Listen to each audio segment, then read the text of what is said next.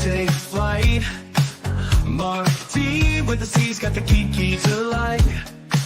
Retro toys and comics we adore. TV and movies, let's explore. Sunday Night Geekery, it's the place to be. With Marc D with the C, let your nerd run free. Old school vibes and stories untold. Hey, welcome to Sunday Night Geekery, issue number 192. Wow, we're getting up there in age. Yay! Tom and I were having lots of fun backstage. That's why we're a couple. Oh, we're not that late tonight. What are We're we? a little late. What time? Yeah, a couple minutes late. We're having too much fun talking spinal tarp. Incorrect. Oh no, it's Spinal Tap. That's right. Yeah. So dozens of people spontaneously combust each year. It's just not really widely reported. Right. Yeah. it's not widely reported. That's for sure. So hail to everyone. Yep, looking to have a lot of fun on Sunday night. So let's say, well, of course, hello, Tom. Thank you for being here. No problemo. Yeah, yep. And always, yeah. I'm it's finally always, back, actually. That's the thing. Yeah, you were away, right? Can you? Yeah, you I went on that? vacation. I mean, I got a few pictures we can maybe get into before Foodery that'd be later if fun. I make it that far. But yeah. Yeah. Well, we're not going to go too long tonight, right? Famous last words, right? That's what we always say. Yeah. So, yeah, 5 a.m. Like, Yeah. maybe Mark should shut the show down. Yeah, got to get to work tomorrow. Yep. But let's say hi to everyone in the chat. Well, first of course, we always got to remember our buddy Clobberin' Time. So let's play this. I just love clobbering time. So we're always thinking of Mike. Yep. And let's say hail to JT Kirk. Hey, JT. And we got Phantom Outsider and Tim with the iHeart Clobbering Times. And Anthem 21 is here. Lemon Pie. Must always be waiting on you. Yeah. Well, it's good that you want to wait. Thank you. Sorry we're late, but yeah. I'm glad you wanted to wait. You didn't leave. Yep, which is great. Yep. And hail to Donnie. And Primetime's television's biggest night. Yeah, the Emmy Awards are tonight. Yeah, I think Severance was clearing up as I was walking around the house. It happened to be on the TV, but I'm not a big fan of those awards. Yeah, and I just happened to notice, even though in this politically charged weekend that we're having, Hollywood is just treating it like a typical day, with their no one was nonsense. gloating tonight or doing anything. No, but they were all like, free Palestine and they were doing that. all that basic bullshit, like nothing has changed. This is what I was afraid of, is that the rhetoric is not going to really change. The temperature is not going to go down. They didn't chill out, so to speak. Yeah, well, they just can't help They themselves. chill out, in the words of Mr. Freeze and Batman and Robin. Freeze, yeah. Well, I always look to actors for solve all the world's problems because they're experts on everything. But they just happen to have a podium and a voice that they're famous, right? So I guess maybe if I was And a large following, yeah. super duper famous with a large following, maybe I'd pontificate. No, actually, I'd be smart enough to stay in my lane. And if I was an actor, just stick to that. I actually got something to clip to show on Mark Hamill later tonight too. But yeah, it's just drives me crazy. It's just nuts. So Daniel Barry's here. Happy Sunday. Yep, lots of sports highlights going on tonight. So great to see you, Daniel. Always here on Sunday Night Geekery. Brian Hepburn is here. Hey, Brian. And Claude Salin is here. Where'd Brian's clip go here? Yep. Brian saying hi to everyone. And let's see, who else am I missing here? Hopefully not missing anyone. Yep. Oh, wow. We already have a super chat to start the evening. Wow, Charlotte, long time, Mark. Good to see you. Got the money up. Well, I appreciate that. And since Spinal Tap is in the news, let's play some Spinal Tap clips. I think I have a few of them. So let's see. Let me switch to my Spinal Tap tab here, and let's see. He's got a whole tab of them. A whole tab of them. Yeah, I got to load up even more, but. Here, how about this is a good one. You don't do heavy metal in Dobley, In what? In what? In Dobley, you can't. In Dublin. She means Dolby, all right? She means Dolby. Several, dozens of people spontaneously combust each year. It's just not really widely reported. Right. Yeah. Yeah. Oh, I gotta load up some more clips. So here's one more. Let's see. Do you have any artificial plates or limbs? Not really, no. Would you,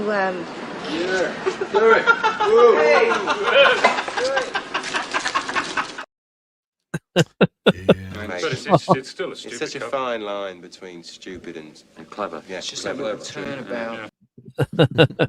Of course. Yep. So thank you, Charlotte, for that super chat. Much appreciated. But sadly, you didn't get to see the sequel this weekend. No, I'm a loser. I didn't get to see it. So let me switch back to the other asset here, and we're going to play a clip for Steve Mitchum. But there we go. Now we're back to squares. Yep. Yeah, I didn't get to see it because I was going to try to go today, and my buddy I was with, we're actually playing. This is an exciting afternoon when you get old. We went down to our pool club. We played Mealborn and drank for like 4 hours. Talked to people, had lunch, and played cards. Important shit. Mealborn, which is the French card game where you try to get to 1,000 miles. It's so yeah, it was it was actually fun, but then it got too late. I'm like, I wanted to go see Spinal Tap, but yeah, we didn't get a chance. I'm definitely going to try to see it. Spinal Tap. Spinal Tap. Yep. So let's play. Of course, Steve Mitchum's in the house. We always got to play. Yes, Mighty Thor.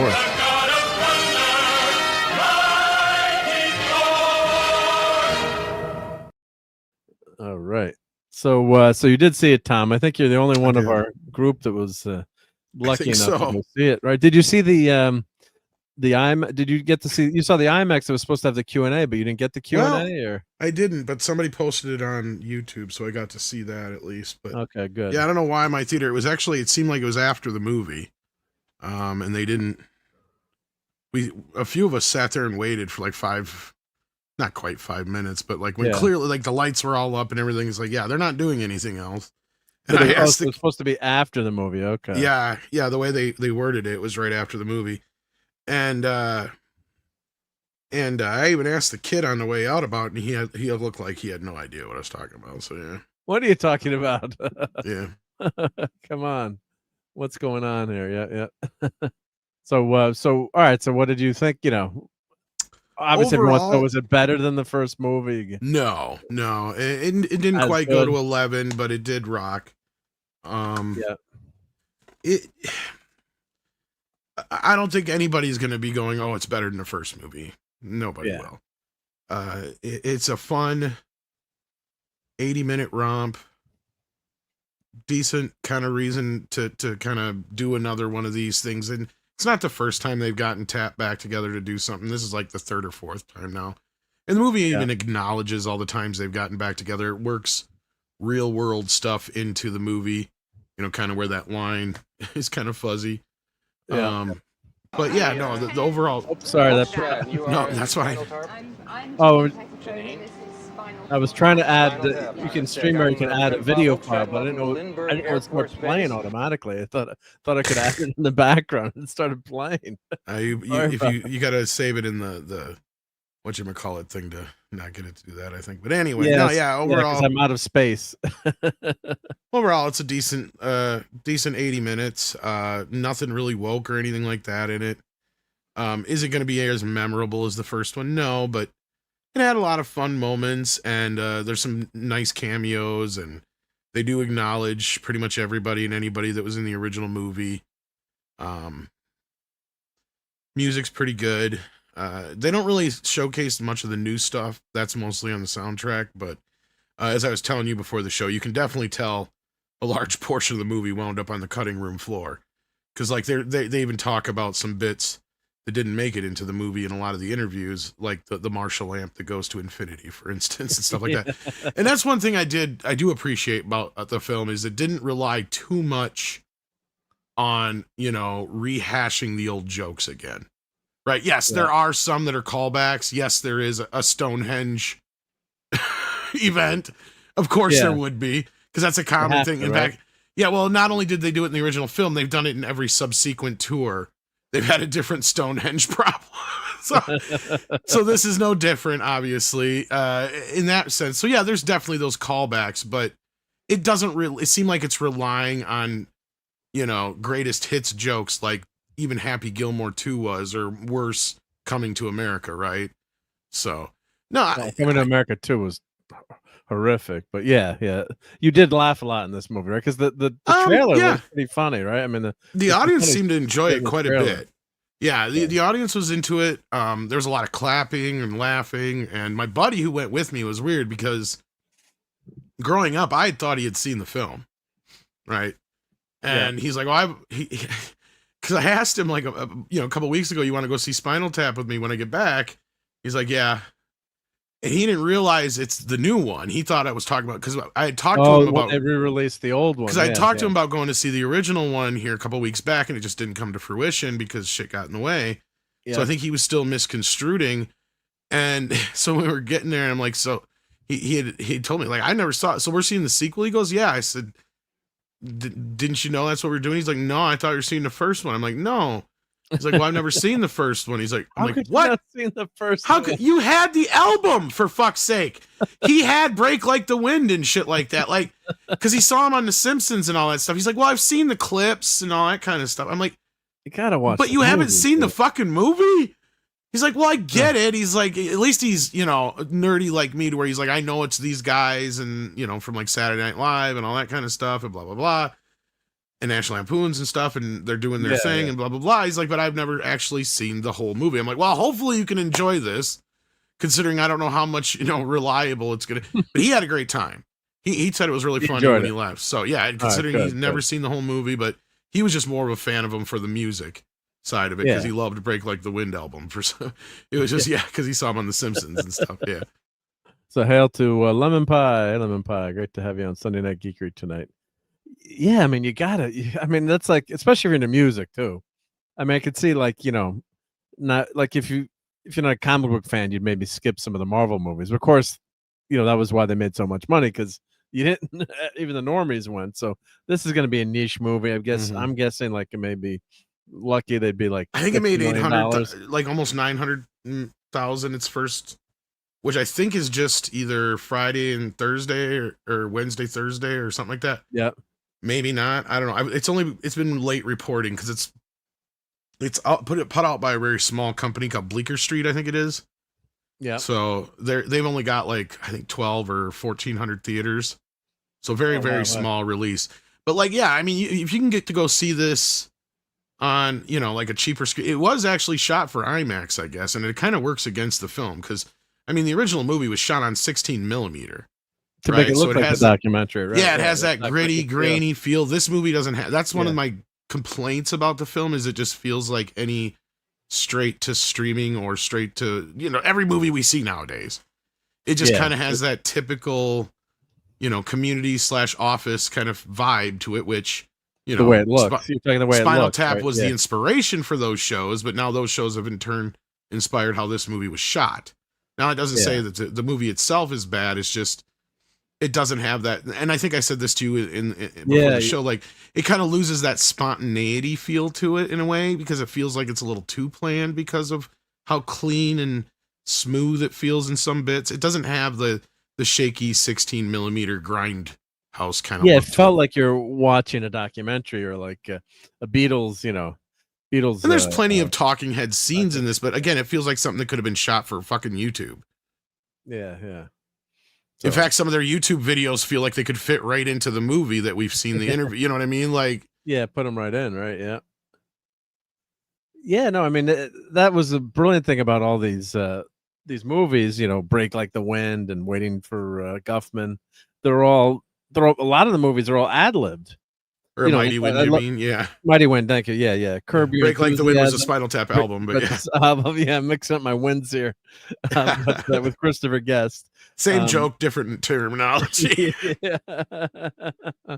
But I mean, and it's just so like Curb. If you watch how they make Curb Your Enthusiasm, I was watching the podcast and the making of that, and it's just hysterical how they put that together. You got to be uber talented and be able to riff off of each other and play off each other. You got to have a chemistry there. You got to be able to trust your partner in crime and that. So well, you got to commit to the character 100%, not break character.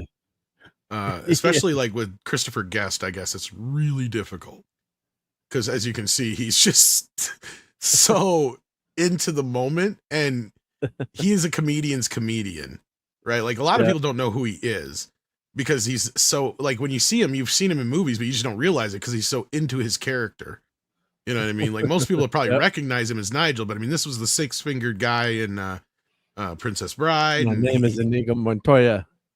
You killed my father, prepare to die. Well, that's who he's, yeah. Yeah, the other guy, but yeah. The other guy, yeah. But I mean, and he was on Saturday Night Live for a few years, but he was a chameleon then. Like that's the thing is this guy is a chameleon. He's really gets into his roles. And it's the real guy you've never really seen before, you know, and so, yeah. So, we got, Donnie, we're going to talk about Alien Earth tonight. I think they're some of the more, we'll get to it later, but Donnie's commenting on the chat, but I didn't get to see any of those. Yeah, that's okay. But just, I did watch Peacemaker. Scientists. You did watch Peacemaker. Okay. Yeah, that was fun again. Yep. And, Alien Earth, they've got to have the most moronic, you know, I'm engineering tech nerd. And if it's disappointing him, then it's got to be bad. Yeah. Yeah. And hail to Tom F is here. Great to see you, Tom F. Yep. Let's check out this article. Have you seen this Rolling Stone article? I have not, but that story he actually tells in the book, Fine Line Between Clever and Stupid. It's a new memoir that just, or whatever you want to call it, about the making of Spinal Tap that covers pretty much their entire existence. Like not just the movie, but like everything they've done. Yeah. And that podcast you're putting together, that audio, is that going to be on YouTube or is that going to be on Rumble? I did it already on Rumble. I'm going to attempt to do it on YouTube at some point here in the next few days. It'll probably get wiped out. Yeah. Well, maybe you could put the Rumble link if you can dig it up for that. Yeah. I got that handy, but so I took some moments from that book, from the audio version of the book, and I put together a cool little what I call the history and music of Spinal Tap, where it just kind of talks about, you know, the formation of the band, where it all came from, how they got to make the movie, and then just kind of a breakdown of all the songs and a few, you know, things since then and all that kind of just a briefer version of it. You're saying that they have the origin is from Lenny and Squiggy was because famously, funnily enough, it all kind of comes full circle because these guys all met back in the day, and Michael McKean and David, I just forgot his name, the guy who plays the other guy, you know, from Lenny and Squiggy, they had gotten together and they all kind of, it was Squiggy, yep. David, yeah, that's it, Lander. And you know, they got together, did Lenny and the Squigtones as this album for you know, as they were getting big on the Laverne and Shirley show. So we got to rewind for the youngins here. So on Happy Days became the biggest show on TV with phenomenon. Was it Thursday night at 8:00? I don't recall exactly when it was on. It was on when I was still pretty young. I vaguely remember seeing like maybe the last couple seasons as a kid on first run, but for me it was one of those syndicated shows. Yeah, so this was literally the Happy Days was the biggest show on TV. Then they had a spinoff. And that's the other thing is, I was gonna say, and I blend these two together so much because they showed Happy Days and Laverne and Shirley back to back on syndication all the time. Yeah, it was back to back, and I think Laverne was a cousin of someone on Happy Days, or Shirley was, or one of them ones was like a. They originally were on an episode where they both, I think where it was with the Fonz, and I can't remember who he was trying to set up on a date. Yeah, but Laverne and Shirley were the two dates. Yeah, Penny Marshall was Laverne, yep. So and I think they both wanted the Fonz, but yeah, right, yeah. And God, what a, you know, so this, you know, Lenny and Squiggy was a comedic relief on there. So then they had a band, Lenny and the Squigtones. And as you see right there in the back is Nigel Tufnell. Right? Yes. So then Michael McKean and these guys all knew each other. And then Harry Shearer comes into the mix, and so does Rob Reiner. And then eventually, you know, the short version is, you know, they had different ideas of things to do. Rob Reiner did a thing called the TV Show, which is kind of like a Saturday Night Live kind of show, where Spinal Tap actually debuted in their quote unquote infancy, basically, on the show, like making fun of like American Bandstand type shows at the time, and stuff like that, Midnight Special and things like that. In fact, I think it was a Midnight Special skit. And then Christopher and Michael had done a skit for another show that never debuted or never showed on the show itself called Likely Stories, where it was basically early versions of David and Nigel talking to each other in an airport, trying to figure out or remember if they actually played in a band together. So they was these old burnt out rock stars. And at the same time, simultaneously, while that was going on, because Harry Shearer also worked on that show. Well, Harry Shearer was also writing a movie with Rob Reiner about roadies. But then they found out that a movie called Roadie with Meatloaf was being made at the same time, so they scrapped that. But when they saw the short film that Christopher Guest had done for Likely Stories that didn't go on there, they're like, why don't we take that, mix it with Spinal Tap, that group we did on the TV show, and do a documentary instead of it being about roadies, it'd be about these guys, and, you know, and it'll be a parody of, like, you know, The Last Waltz and, you know, all that kind of stuff. Yeah. Yeah, The Last Waltz that's the movie about the band's last concert with Marty Scorsese, which that's where Rob Reiner stole his name. Was instead of Martin Scorsese, he's Marty DeBurgi, taking, you know, a couple different directors and cramming them all together. Yeah. So it's funny how everything, you know, melds together here, but it all comes full circle at the end, which is strange because David never got to be in the movie itself, but he's kind of like the Pete Best or whatever you want to call it of the Beatles for Spinal Tap. He's the lost member of Spinal Tap that never got to be a part of the group. But even like all the stories that are in Spinal Tap were inspired by either real events, things the guy's seen, things the guys have heard. Even the Artie Fufkin story was based on an actual thing that that the guys had dealt with when they were going to do a show, what they thought was for like a trade show or for like a promotional gig. And it turned out to be a trade show for people who created the parts for cassette tapes. So the show was an utter fucking disaster. And they used that experience as you know, with the Fred Willard scene, the Spinal Tarp scene. Spinal Tarp. Yeah. I'm gonna load that. Yeah. I just mixed with another story about, you know, the walkie-talkie thing, which was actually based on something that I think Chris dealt with when they were doing some like Shakespearean play where they had lavalier mics back in the day, and it kept picking up the police wave radio or whatever while they were on stage. So they took those. Really happened, yeah. Yeah, all this stuff was stuff that really happened, and you know, and then of course in the afterwards, you know, you had like all these real band people or you know, musicians and stuff come out and say they stole that from us. That happened to us. And when half the time it was just like stuff that they just, you know, embellished or made up, but was funny because like even Ozzy Osbourne probably had the most famous one where he's like, I didn't find it very funny. He's like, it was fucking tragic because that shit's real. It's real, yeah.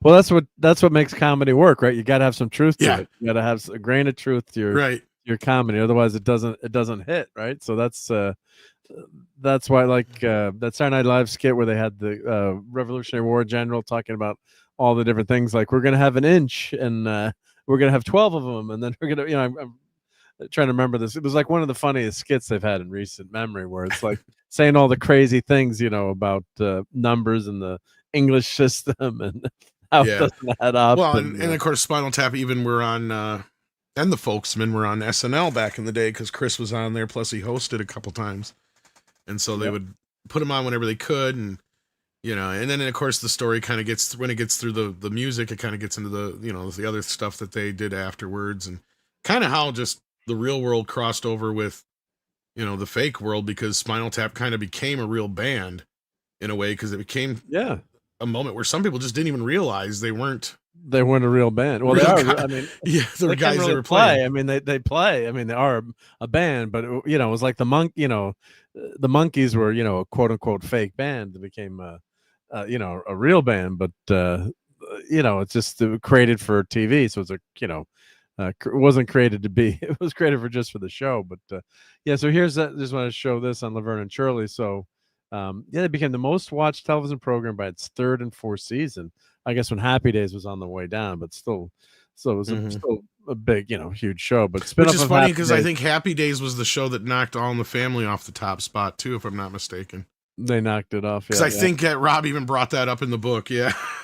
Because Happy Days was because All in the Family from either 77 or 78 up through, what was it, 80? You said when Yeah, because they had 40 to 45 million people watching every week, and then Happy Days Imagine dropped. Yeah. Imagine that. Yep. And it was funny 40 because him million and Penny people Marshall, watching I this think, show. were dating at the time or married or whatever. Yeah. Yeah, talk about water cooler talk. Maybe a show has like 1 million people watching if they're lucky, or 2 million. And like 40 million Oh people. no! watching across three networks. Everybody who basically had a TV was watching this shit. That's the point, right? Like, that's where we had must see TV or appointment television. Yeah. And that's how everybody talked about the next day. Why they talked about Friends or the Cosby Show or the Simpsons or whatever it was the night before. That was the big thing to talk about. Yeah. And my wife had to go to bed at 8:30, so she would miss Happy Days.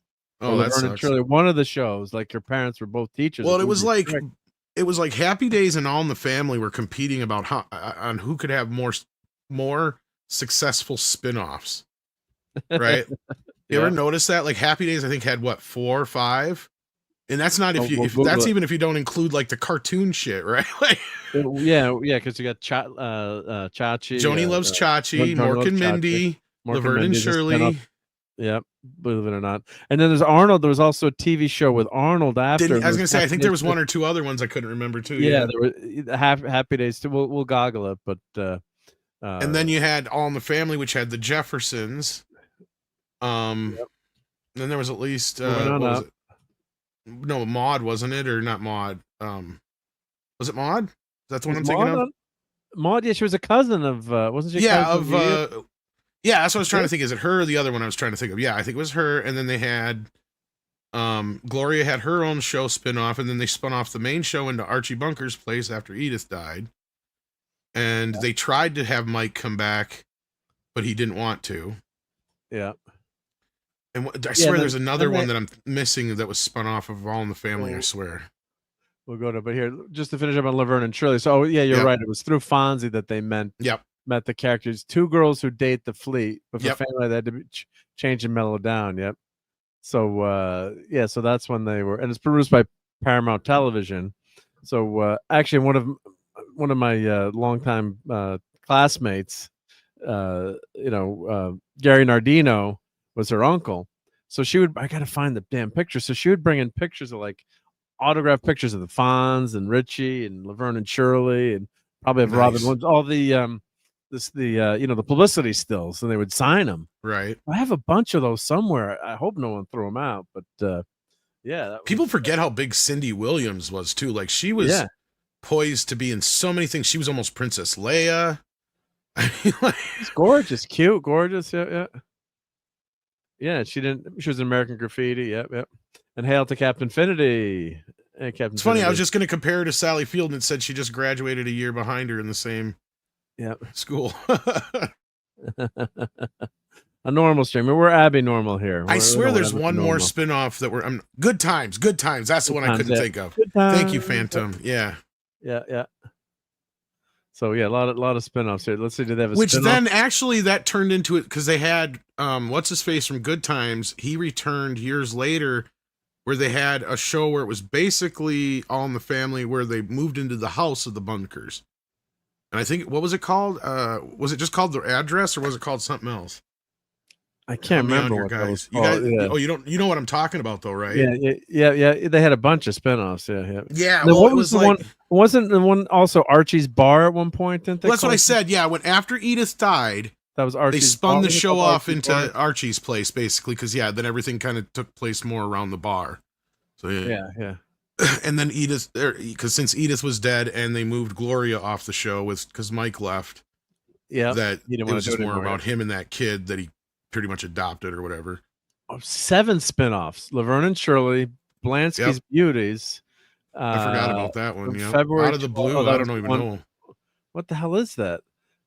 Mork and Mindy, of course, which is crazy. People forget that's Mork and Mindy was a spinoff. The Fonz. Well, even the Fonz was in like the first episode of Mork and Mindy, or the second episode, one of the two. He went across. Okay, yeah. And then you got Fonz and the Happy Days Gang. That's animated. That's what I said. Even if you don't count the animated shit, right? Like, yeah. I forgot about Out of the Blue and Blansky's Beauties. And they don't. And they don't even have Joni and Chachi, do they? Oh, there it is. They got Joni Loves Chachi. Yeah, okay. What was Blansky's Beauties? Yep. spinoff of Happy Days. It aired from it only made one season. Main character was interested in an episode of Happy Days, then set in the 60s, but the show was set in present day 77. Oh. It was rare ratings flop for Gary Marshall and canceled after only 13 episodes. So Nancy Walker, visiting cousin Nancy Blansky from Vegas on an episode. Yeah, so it's like one of those backdoor pilots, I guess. Yeah. So wow, yeah, you can go through a rabbit hole here. Yep. And Carmine Ragusa, yep, from Laverne and Shirley. Yep. Links to Parents Show and other spinoffs. Yep. All right. So and then Out of the Blue, what the hell was that? 1979. No, featured Mork and Mindy crossover, Okay. and for the debate surrounding its status as a spinoff of Happy Days. Okay.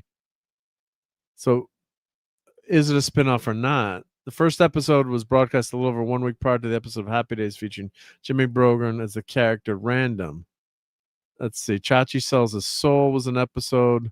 Random appears on the Happy Day episode was a crossover. He goes to the plot steal it. Happy Days episode was like a promotional tool for Out of the Blue to make the Backdoor pilot, yeah. Yeah. Even It's though they already really made the show, yeah. Yeah, but the real like Laverne and Shirley were on Happy Days, and hey, I'm a big. So Yeah, it's funny how that works, because to think if the Fonz had never even been on Happy Days, how half the spin-offs wouldn't have existed. Right. Well, the angel spotted the devil's nephew stopped the devil's nephew from getting Chachi's soul. I barely remember Joni Loves Chachi because I think it was only on for 1 or 2 seasons, maybe 3 tops. I remember watching in syndication. Yeah, I was gonna say they barely showed it in syndication, so yeah. By the time I was old enough to remember, anyway. This is crazy show. Yeah, about an angel. Yeah, I have no idea what this one is. Yeah, that's a crazy spinoff, but it was just that and All in the Family. I mean, there's some other shows that were massive. Well, and Penny actually auditioned for Gloria, but Norman Lear thought that Rob Reiner and what's her face had Sally better Struthers. chemistry. Sally Struthers, yeah. So who auditioned for Gloria? Or Penny no, Marshall. Oh, Penny Marshall. Okay, Penny Marshall. Yep. Yeah. And All in the Family almost flopped its first the beginning of the show. Actually, it didn't. The ratings it's got weren't its great. own sordid history, because they did, I think, 2 or 3 pilots, and originally it was completely different. Gloria and Mike, I believe, in the original pilot, and I think it was going to be on CBS or ABC, and then they dropped it before it even went to air, and then they redid it like 2 years later, and when the other picked it up, I can't remember which, I think it was ABC that picked it up. Yeah. And then that's when, it became the show that we know. But yeah, it had a bit of a tumultuous beginning, and then even the network was worried as fuck about the show. It was one of the first shows to air with one of those warnings before the show. Oh, it had a warning on some of the Yeah. Yeah. Wow. Well, yeah, I mean, because they talk about anti-Semitism. Well, from the very start, it had a warning. Infidelity, homosexuality, women's liberation, rape, religion. It's a comedy, but they touch on everything, and it's actually based on Till Death Do Us Part, another great British TV show. We've stolen a lot from the Brits, but well, it's arguably one of the few of those that have kind of eclipsed the original, right? Kind of like The Office in a way. Yeah, Ricky Gervais. You tell people there's actually a British version of The Office, and they look at you like, "What are you, crazy?" But All in the Family was huge, right? Like, I mean, oh god, yeah, Archie people Bunker forget. for president. Let's see if they have an Archie Bunker for president. And he was written as the ignorant. I wouldn't say outright bigot, because he had a good heart, but bigoted person, and that Norman Lear is uber liberal.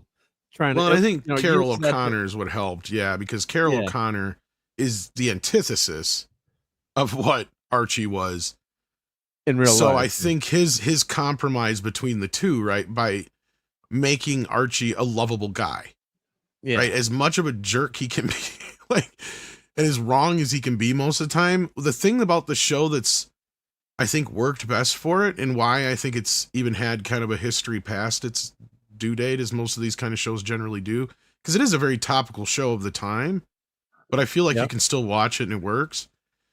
Like is one of just those because poignant episodes. Well, let me just say hi to E. Clay and Brian. No, you're fine. Guys. They had the Vietnam War, of course, is was raging at the time. Well, after it had ended by the time All in the Family was on, I believe, right? When did All in the Family air? That was, No, I think it was brought up a lot, but yeah, I think by that point the war had pretty much dissipated. But 71 to oh no, yeah, it had been on for a while. You're right. Okay. Yeah. So they had a lot of people went to Canada. For some reason, I thought it started like 74, 75, but yeah, you're right. I thought it was later too. So then there's one episode where there was a draft dodger. I think it was a friend of Mike, and he came back from Canada and he was there for dinner. And I'll never forget this episode. And Archie's friend had a son who died in the Vietnam War, and they had a fantastic scene at the dinner, reconciling each other, and the father basically of the soldier that had been killed in Vietnam. They've reached an understanding. He said, "Yeah, I understand what you did," but Archie was furious. So, but it was just one of those episodes where, it's a comedy. They're joking about using the toilet. It's probably the first TV episode where you hear toilet flush. Trivia question if you're looking for one. And just a blue collar dude. And but the show was much deeper than that. It's just well, and that's kind of what I was getting to, is like, I think since Carol O'Connor was a diehard lefty at heart and Archie was a diehard righty, I think how he compromised that was giving Archie a heart. Yeah. Right. Like, and 9 times out of 10, a lot of his bigotry and racism and issues that he has socially stem from something, right? And that's usually like the catalyst of each episode, or a lot of the episodes, I should say, not everyone. Yeah. But like, you find out something about Archie as to why he feels that way. And it kind of opens up the door for a conversation. Like, it kind of like now, like, and that's where I think the show is still kind of relevant in that respect. Definitely. Yeah.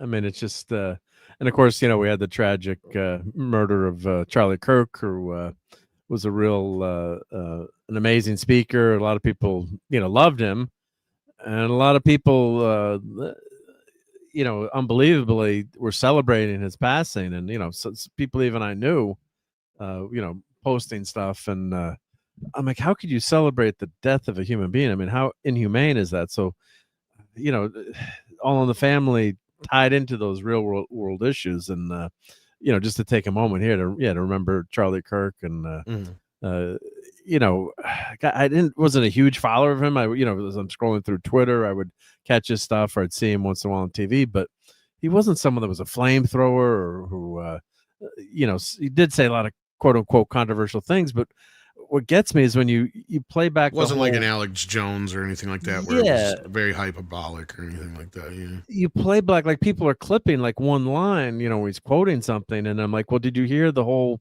line? Like, the very, and even if he was, it doesn't really matter, right? Like, no, it doesn't matter. But they're making him out to be this horrific person he's just putting his opinion across, and when you read I was talking to someone just today, and they didn't know that the fine people line on Trump was a hoax.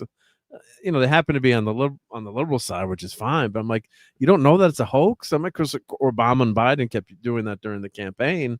I mean, say what you will about Trump, but hey, let's keep it to the facts and what's true and not true. And some of these things they're saying about Charlie Kirk, in terms of pulling out quotes, you never. The guy was a free speech advocate, so going to college campuses, and that's what's got so sick and twisted. And then people celebrating and then complaining about cancel culture. Well, if an employer doesn't, would I want someone working for me who wished death on someone or celebrated someone dying? Yeah, it's going beyond politics, right? Yeah, especially for doctors and nurses and teachers. Yeah, what if I go into a doctor and I happen to say, "Oh, I really love Charlie Kirk. I'm upset that he passed," and then I'm going under anesthesia and the guy can't stand Charlie Kirk, or it doesn't even. You don't even have to get to that point, Mark. Like, just the fact that a doctor would publicly say, "Yeah, fuck Charlie Kirk. He deserved what he got." That goes against the Hippocratic oath. Yeah, it doesn't even matter no harm at that point. Yeah, like you've broken that rule. And that's where I didn't flinch when I saw that one. I hope that one doctor gets shit canned that fired his nurse. Did you hear about that? Yeah. They fired the nurse. because she spoke up about the doctor celebrating the death, and it's like, no, this is fucked up. She should be fine, and he should be the one who lost his job, because that's against and I said same thing for nurses, and these people can flip burgers. It's not technically cancel culture. Nobody's stopping you from working in retail. Like, I don't care if you sit there and spout your nonsense all day long. I worked in retail, and I used to hear all kinds of crazy shit. But I just print. You got to print the person's Office Depot, or was it Office Depot or Office Max? Yeah, Office. I think it was Office Depot. I think it was Office Depot. You want to get it right, but they had to apologize and fire the person who didn't want to print a poster, for in memoriam. Oh, did you see that group of winners? Oh yeah, my God! This is propaganda. It's like, thank you, big brother. You can almost smell that video, man. Like, yeah, smell like BO and patchouli, probably. Yeah, I mean, I can see these print shops have, if you wanted to put something horrific on it, like kill all blank. Yeah, and even that, but at that same point, date on it in a picture. they don't have anything in their policy that states anything that those people were claiming, right? And this isn't even like the private business that didn't want to do the cake. Yeah. Right, because that's a little like, that's a private business. You're talking about a corporate office where you have corporate, a worldwide or a nationwide business.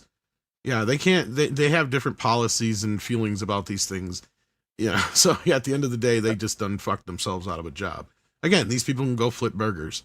In fact, I don't really want them flipping burgers. They can mop floors, right? Like, yeah, yeah. I mean, and then to get upset that I'm canceled. It's like, you're going. There's a far too far. Whenever you promote, either or condone terrorism or violence or anything above, you're beyond, actually thinking about something or giving your viewpoints, but actually saying let's do X, Y, Z, or this person, they even have a hit list, y'all.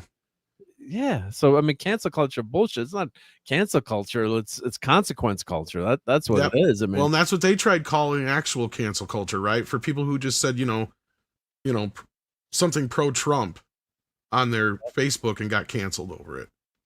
Yeah. Compared to this, like, this is, that's actual consequence culture.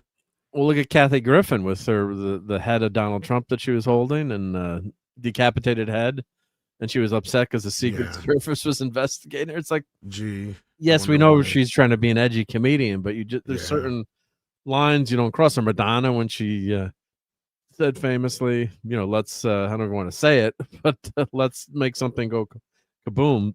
So look, I'm an absolutist when it comes to freedom of speech, but at the same time, that comes with its own set of rules and regulations, in a sense of, you can't yell fire in a crowded theater, right? That's the same as inciting violence. And I know it's a tough line to kind of figure out, and you can't blame everybody's actions on certain things, like the whole, speaking of Spinal Tap, you can't blame, certain people's actions on, like, the demonic scare of all the heavy metal music back in the 70s and 80s, or, the video game thing is more current, right? Or the Dungeons and Dragons thing in the 80s. This demonizing of something like that is one thing. But when you've got people out there literally saying, people like, Charlie Kirk and Trump are literally Hitler, or literally the devil, or all these things, and using those exact terms, right? I like this last South Park episode. I know a lot of people have been upset by the way they've been handling things, but I said it's leading up to a joke, and one of those jokes clearly was this last week when they have, Trump and Satan in a relationship, and everybody's talking about how Trump is literally fucking Satan. And it's like, if you don't get the joke, that's the joke. Yeah, that's the joke, because that's what they say everywhere, right? Like, that's the whole point, is these people are saying that Trump is Satan. Like, duh. Yeah. Yeah, like Saddam, a little bit different with Saddam in the South Park than Satan, but that's the same. And it's then you can't take your argument seriously too. It's like, point out where you disagree or where you think he's horrible or doing, any politician. And even I got bamboozled by some of that, Mark. Like, there's some of the stuff that I thought he had said that I didn't even realize he didn't say, just because it has been so widely lied about. Like, look at the Stephen King, for instance. I think, if you didn't bring that up already. I'll bring that up. Yeah. Like, I mean, hi to Joffrey. Hi, Joffrey. I thought he had said some of the things that he didn't say. to this point until I realized that wasn't the case. But that's just because I've never really been somebody who's followed him. I've never had anything against him, but I've never been like, no. Well, Stephen King's a different story, but I'm talking about Charlie Kirk. Like, yeah, I appreciate what he's always done. I've enjoyed some of his videos, and I thought the South Park episode was pretty funny, and he did too. On that note, though, like, he has inspired a lot of people, and I see who he is, and I got what he was doing, and I had no problems with that. But there's been so much misrepresented about him over the past few years that even I believed some of that bullshit was my point. Until more recently, people have been pointing out the truth. Yeah, I'll try to catch up in the chat. So I was at Brian Bart's quote up there about America was supposed to root against Archie Bunker with a surprise, but here's the Stephen King. At least kudos to him, he apologized. But when you got that kind of platform, like if I post something, that's do you think wrong, he would have apologized if he didn't have a movie coming out this weekend with Mark Hamill in it? No, probably not. We'll talk about that down the line too. But no, but like, if I make a mistake, or say something, it doesn't have the impact. I wish it had the impact of a Stephen King, but then I would be even more careful too. If I'm going to post something and I've got that power in terms of reach, I'm always careful to begin with too. A lot of times I've almost clicked the retweet and then I catch things. I'm like, oh, that's BS. Yet my BS meter's up. But Stephen, he advocated stoning blank to death. Just saying. And then you watch one of his speeches or how he interacted with people. Yep. So he says, gay people should be welcome in the conservative movement. As Christians, we're all called to love everyone. We'll always stand against people who wish to establish their own personal values as a reason to kick others out of our movement. So at least he did apologize, but you got to be more careful. And especially something that serious when person just died and you can see where it's all cookie cutter talking points that people just regurgitate, and it happens all right on both sides, I'll say. But now we're watching, talking about the Charlie Kirk stuff. I could see these memes and stuff, and people just click on them and regurgitate. It's like one for your team, like, oh, that was my team, or the shooter didn't have these attributes, so I'm happy about it. So it's like a tragedy that happened. So it's just they're looking for I scored a point against someone. It's like the guy is dead. I mean, what does it take to show you how dangerous it can be on college campuses and how far to the left they've gone? I mean, if you put on a MAGA hat, right, and try walking around a college campus versus say a Biden or a Harris hat. Who do you think is going to get harassed first, right? Who would want to take that bet? I mean, yeah.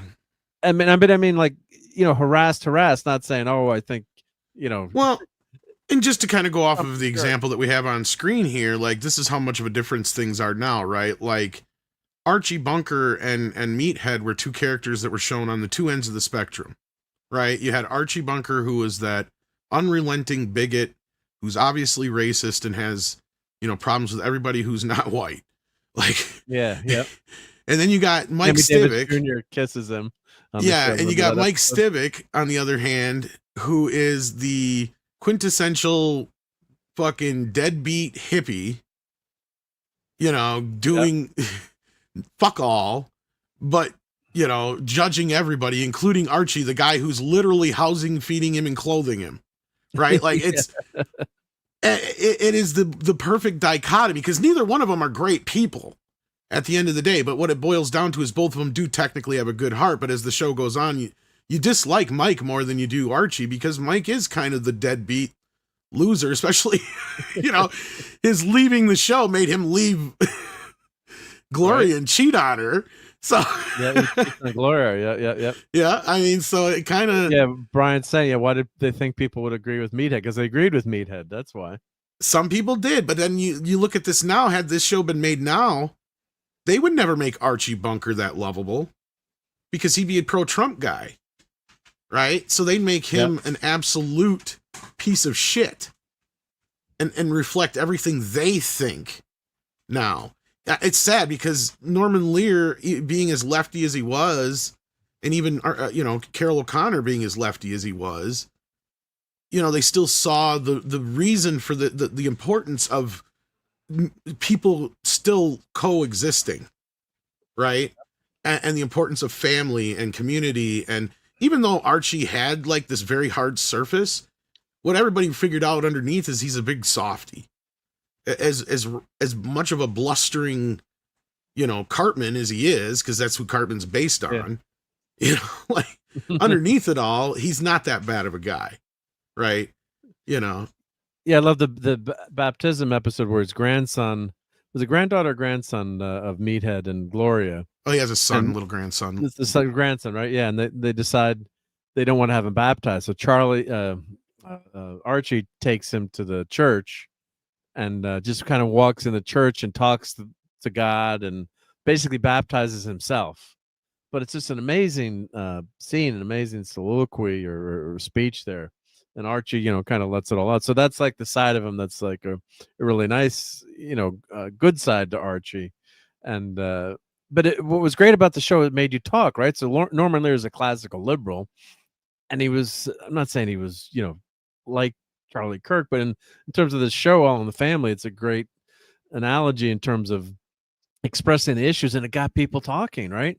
It got people talking about racism and homosexuality, and Archie was that lens to try to show, well, maybe you're being a little bit ignorant, maybe it is time for change. But you had both sides on the show, and if you haven't watched any of All in the Family, when Archie and Meathead go at it, it's just phenomenal. Maybe a lot of times Archie wasn't necessarily wrong despite his generalizations. Yeah. Like I said, a lot of times you realize a lot of his reasoning is based in some sort of, experience he's had.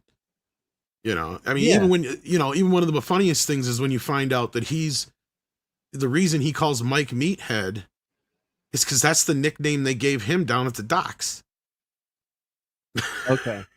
Do you remember that or not? Archie's a fork? Isn't he like a dock? Yeah, they treat him like shit down at the docks, basically. Yeah. And you find that out, even though he's this proud blue collar dock worker. Union guy. Yeah, union guy. Yeah, I mean, he is, kind of everything, the bad things, but he's also all these good things too, right? Underneath it all, he's not trying to hurt anybody. He's just trying to mind his own business. He just wants to be an American. He just wants to raise his family. He does love his wife, even though he treats her kind of shitty. Right. But he doesn't treat her in a way that he doesn't beat her. Yes, he's a little verbally abusive at times, but she is a dingbat. So, like this episode here with Lionel from the Jeffersons, and he loves Lionel, right? Like Lionel, right? For the Jeffersons, right? One of the Jeffersons, right? That live next door, and that's their dry cleaner. And then moving on up is because the Jeffersons they hit a big through hard work, right? They don't win the lottery. Mr. Jefferson's incredibly great, successful as a businessman. So that's the whole song, moving on up. Well, and Jefferson is the other side of that, right? He's the uber racist black guy. Yeah.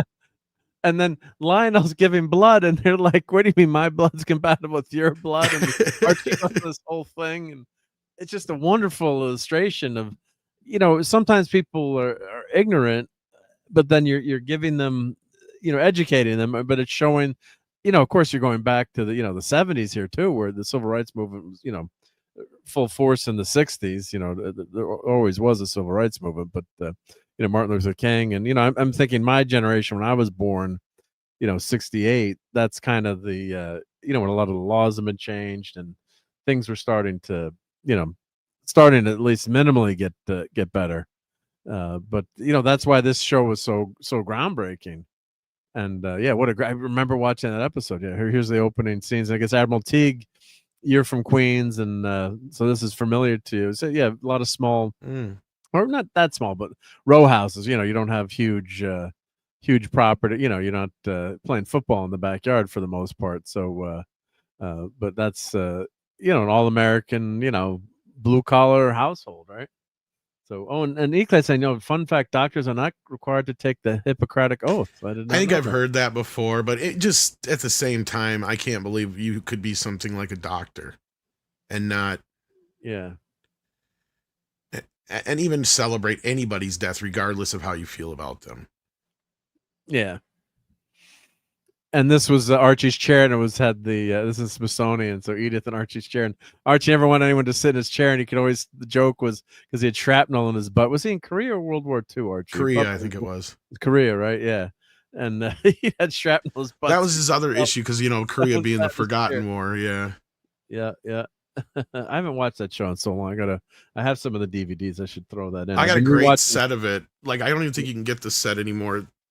Shout Factory put it out with Time Life, and I think the version I has like a couple extra discs, but it has the entire show along with Archie's Place, and it might even have Gloria in it.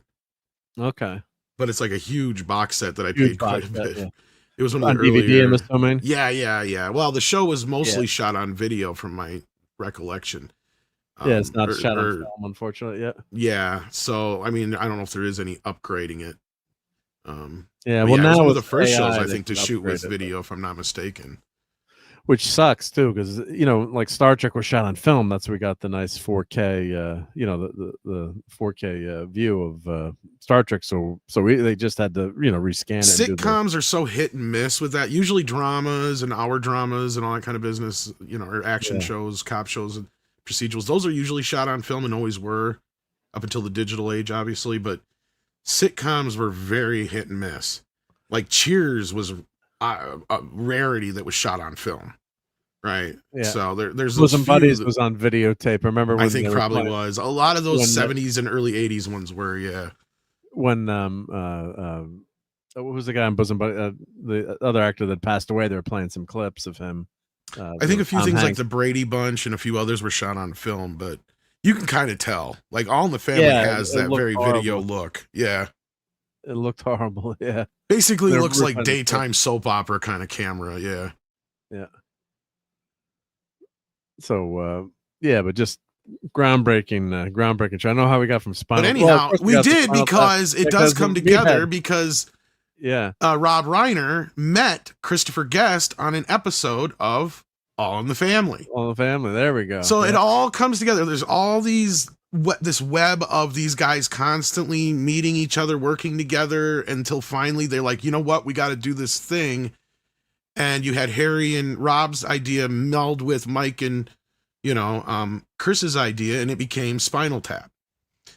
And then again, like they took the idea out, they got $60,000 to shoot this video concept because they're like, well, we can't write a script.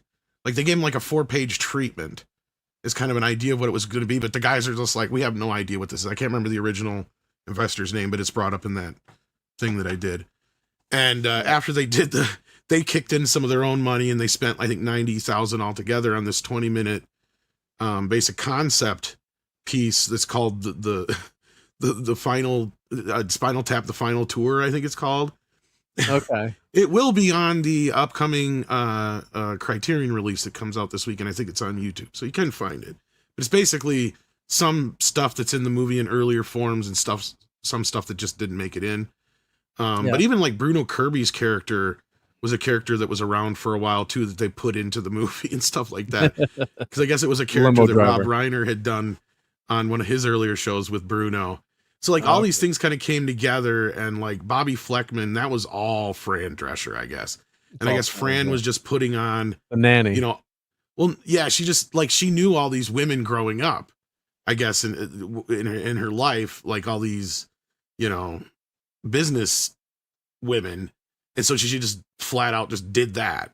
Because she was really young when they did the first movie. Most people don't realize, but that's just because she carries herself with such confidence. I mean, because she was only like 22 or 3 or something like that when she did the first movie.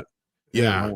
But I mean, she's playing a woman who's obviously pushing her 30s or whatever and and worked her way up to the top of this, company. But like, and then you got all these other characters that, like initially, it was Richard Belzer who was supposed to play Paul Schaefer's role. So he plays Artie Fufkin in the original short film and stuff like that. So, it went through some different changes, but when they turned in the short film, the investor had no idea what the fuck they were trying to do. He didn't get it. Yeah. So they wrote it off and let them take the film with them. And they finally found some people over at Avco Embassy, which was an up and coming company at the time. And everything was a go until Avco Embassy changed hands. And as these things go, they usually wipe the slate clean. But guess who was one of the buyers of Avco Embassy? Norman Lear. Oh, Norman Lear, yep. Yeah. So, and Rob Reiner's like, I couldn't even, even my project wasn't safe. So he had to basically go convince them. And he went on this huge tirade about how it was going to be this huge hit, and they were going to, you know, regret it if they didn't do it and all this other kind of stuff. And after that, he left, and Norman's like, well, who's going to tell him he can't do it? Like, after that huge display he just did, you know, like, cause I guess he came in and just, you know, like, just went crazy. And I'm like, you're crazy if you cancel this movie and blah, blah, blah. Weird, you know, stuff like that. Yeah. So they got the money to do the movie, and they made the movie, and it turned out, you know, they shot so much that there is a 4.5 hour cut out there. I think I've sent it to you. I mean, if I haven't, I should. But I think you did send it. I think I do. I think I do. I've shared it with some folks because I got it shared with me, and yeah, it's the work print of the film, and you can, and there's even stuff that's in the movie that didn't make it into the work print, like all the Marty DeBurgi wraparound stuff isn't there, and some other things like that they obviously shot after the fact to kind of tie things together. But that 4.5 hour cut is just insane because it's like a mini series. It's like huge. God, yeah. And some of the order is a little different too, and but not much. But so then you can kind of see watching that and how it got whittled down to the best of the best into the 80-minute version. So I can almost imagine this new movie was the same thing. Yeah, like I was saying, watching this one. Yeah. Well, we got a super chat from JT Kirk. Hey. I'm catching up to the chats here, but thank you so much, JT Kirk. And he says Stephen King's movie The Long Walk released on September 12th. Let's not pretend like you had some miraculous revelation. Yeah, which is just and I didn't remember that until you guys had pointed that out. But well, I'm sure I'd feel much worse if I weren't under such heavy sedation. But still, in all, I mean, you've got to be realistic about this sort of thing, you know. Yeah. Yeah, no, this is why I think he apologized. I think you're right, JT Kirk, and I don't know how well his movie did this weekend, but they were pushing the hell out of it. I even got some deal in the mail for it. Oh yeah, inviting me to go see the movie. I'm like, in the why would mail? I want to do this? Yeah, in the fucking mail, not an email, in the physical mail. Wow. That's what I'm saying. I was like, wow, they're pushing this thing like one of those Angel Studios kind of pictures. So I don't know if it's going to help them or hurt them, but having Mark Hamill in this, plus being a Stephen King story, I don't know if it's going to help. But here's the thing with this movie. This is one of those Stephen King stories that has a history of, it's been in like a million different people were going to make this movie at some point. Right. Yeah. Like, and it finally got made. And I don't know if it's going to be any good. I've heard a lot of negative reviews about it. Yeah. Mostly negative, I will say. Mostly negative, yeah. Yep. Yeah, here's the thing with Stephen King is his stories are kind of hit and miss in some cases, and he likes to rewrite the ending, and that's another thing I heard is they changed the ending on this. So. Yeah, and he that was his first story, I guess, that was published, I believe. One of them, that's the whole thing. Like, this is very early one, yeah. If not his first, like, yeah, because that's the whole thing with this. This is one of those that has been like in development hell forever. And it has been talked about and talked, like the Dark Tower, where everybody's talked about it, and it was this person was going to do it, and that person was going to do it, and it just didn't work out, and literally like 40 years of this shit or more, and now it's finally come to be. Yeah. Well, here's another clip for JT. Let's see if this plays here. Do the dead bird. Changes, get the dwarf cannolis, the little ones. Okay. Dana Carvey. Come on, don't talk back, huh? Mime his money. Let's go. Come on, move it.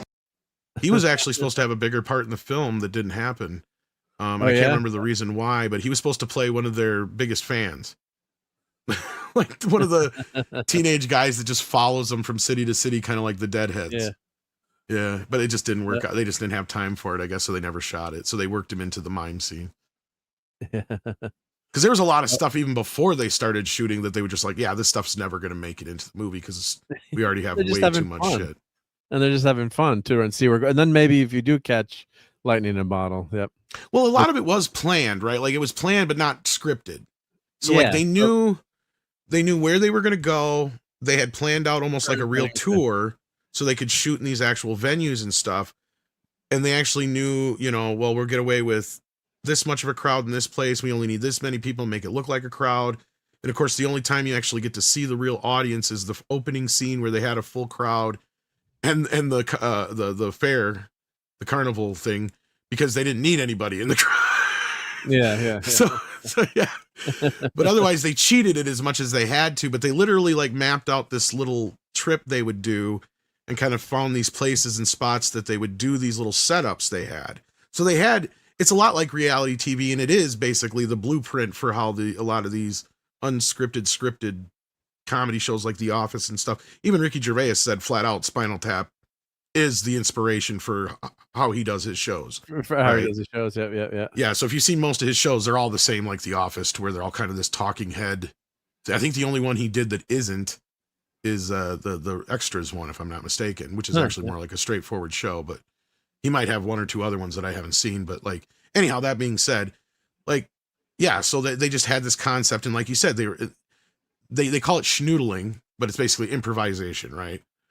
So they would improvise all these scenes. They had an idea where they would begin and end, and then whatever happened in the middle was whatever would happen. It was just fun how they would work together, though, because like certain members would be like straight on, they would do almost the same thing every time, but then you had Chris who would change it up every time.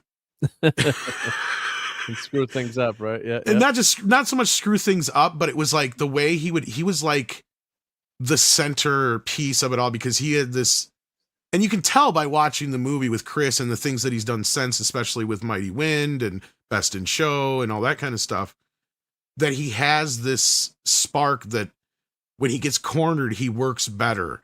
And Rob Reiner actually compared it to Mel Brooks. He's like, they're the only two guys I know that when you're improvising with them and you put them in a corner, their best shit comes out. Yeah. He's like, he goes, the Goes to 11 scene is a perfect example of that. He's like, the whole scene was set up. 11. Yeah. He's like, the whole scene was set up as just basically, it's written in the script. Nigel shows Marty his guitar collection, his vast guitar collection, something like that. And so all of it is literally just, you know, Chris just making shit up as he goes. But when they got to the 11 thing, he challenged him. And that's when that... Play the scene. Just make 10 louder and make 10 be the top number and make that a little louder. These go to 11. See, right there, that moment is like, he's like, that's Chris. Like, he has that spark to know exactly the timing you need. Yeah. And he always had that perfect little response.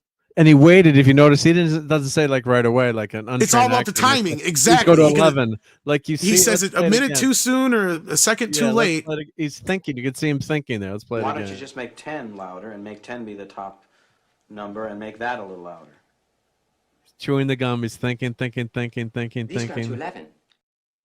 Well, the thing is he probably already knew he was going to say that, but he knew the timing. Because even the doubly bit, I know one of your favorite bits.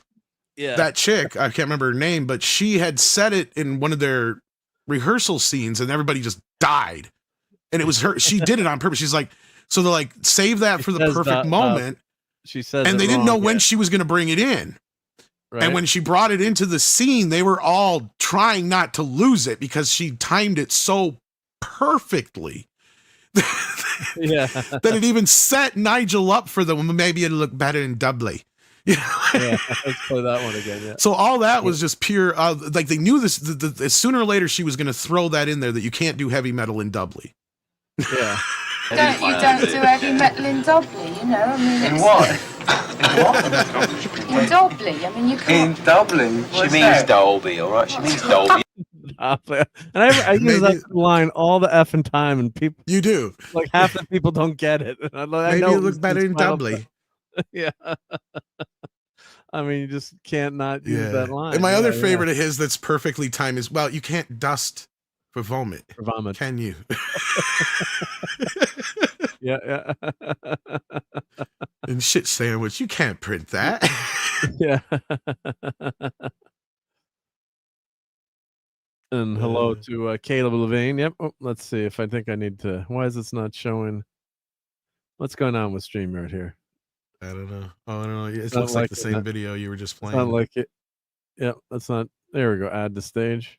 Okay. I'll take that one off. Yep. Oh, there we go. Add to stage. There we go. But hail to Caleb. Yep. Sorry, I'm behind on the chat, everyone. But yeah. It's pretty. Yeah, I like Combination it. of. Just been fooling about with it for a few months now. Very delicate. Lines intertwining. It's a bit of a departure from the kind of thing you normally play. Yeah, well, it's part of a trilogy, really, a musical trilogy that I'm doing in D minor, which I always find is really the saddest of all keys, really. I don't know why, but it makes people weep instantly playing it. It's a horn part. It's very pretty. Yeah, just simple lines, intertwining. You know, very much like I'm really influenced by Mozart and Bach, and it's sort of in between though. It's like a Mach piece, really. What do you call this? Well, this piece is called Lick My Love Pump. Delivery there, yeah. The setup for that is just so perfect. Yeah, that's where it works, right?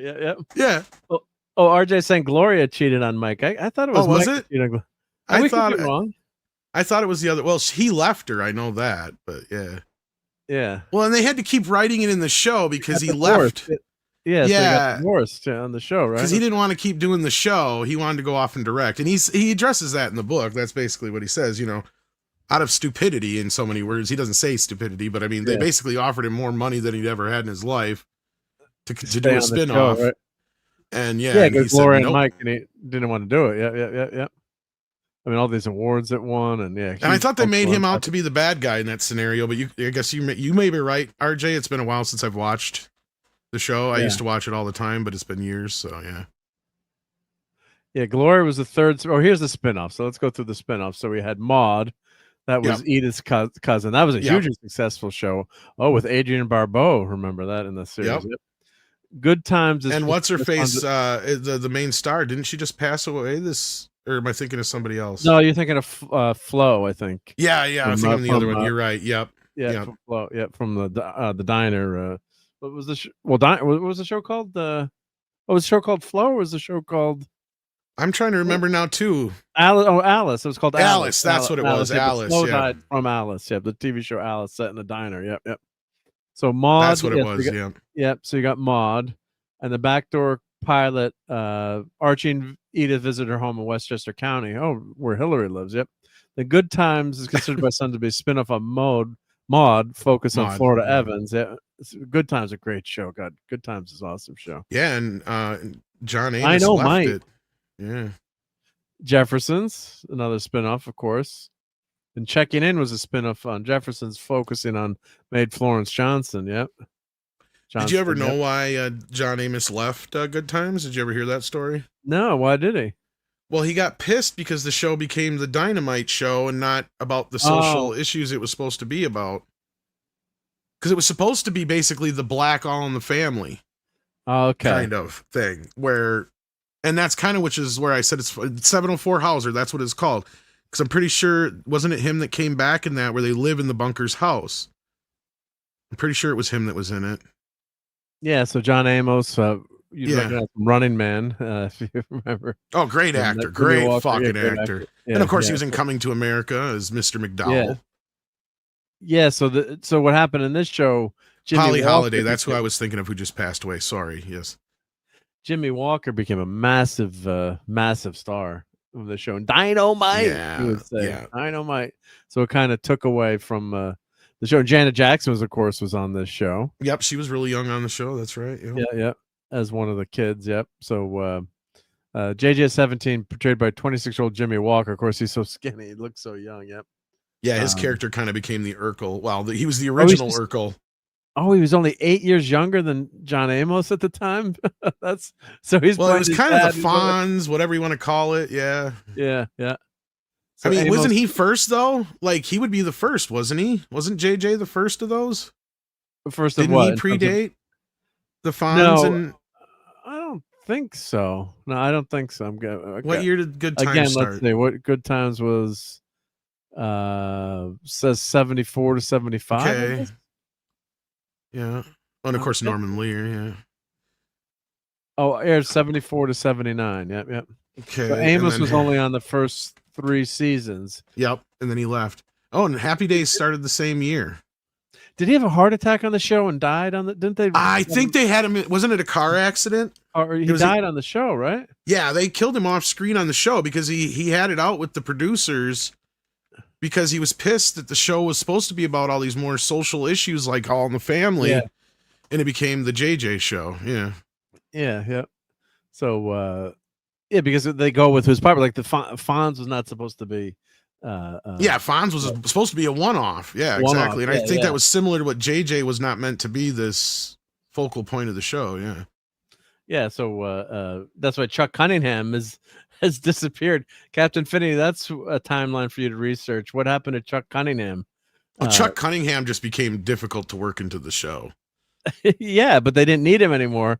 They didn't need him, because he was kind of supposed to be. Well, Fonz kind of took his spot, if you think about it. Fonz took us. Yeah, the Fonz takes his spot. Yeah. Well, what he was supposed to be the sage older brother that, Richie would go to, and then when, they had the Fonz there, and the Fonz was the guy that all the guys always went to for dating advice and all that kind of stuff. Instead, he became useless. Yeah, they didn't need him anymore. Yeah, they up Chucked. Yeah, well, he was played by two different actors, right? And one of them was the guy who was in Superman, like 3 and 4, wasn't it? Who played Brad? Trying to remember the actor's name. Shit, was he the original or was he the second guy who played Chuck? I can't remember now. Yeah, somebody in the chat knows who I'm talking about. I guarantee it. Yeah. Owen Teague, thank you. It said James Evans was killed by a car looking for a job out of town. That's what I thought. It's something to do with a car. Yeah, I was gonna say. Car accident. Yeah. Because this just was more in recent years. I saw this interview. I mean, it was an older interview, but it was John talking about why he left the show, and that was the whole thing. Yeah, it does make sense, I guess. Yeah, but if I'm a successful TV show, it's tough to leave, I guess. Yeah, but it became the JJ show. Yeah. Yeah, and then they go with what's working too, right? I mean, it makes sense. So, and click on 704 Hauser, because I'm pretty sure he was in that, because that was kind of his makeup for that. It's the last show on the list. Here, yeah, Bunker's house with a new family.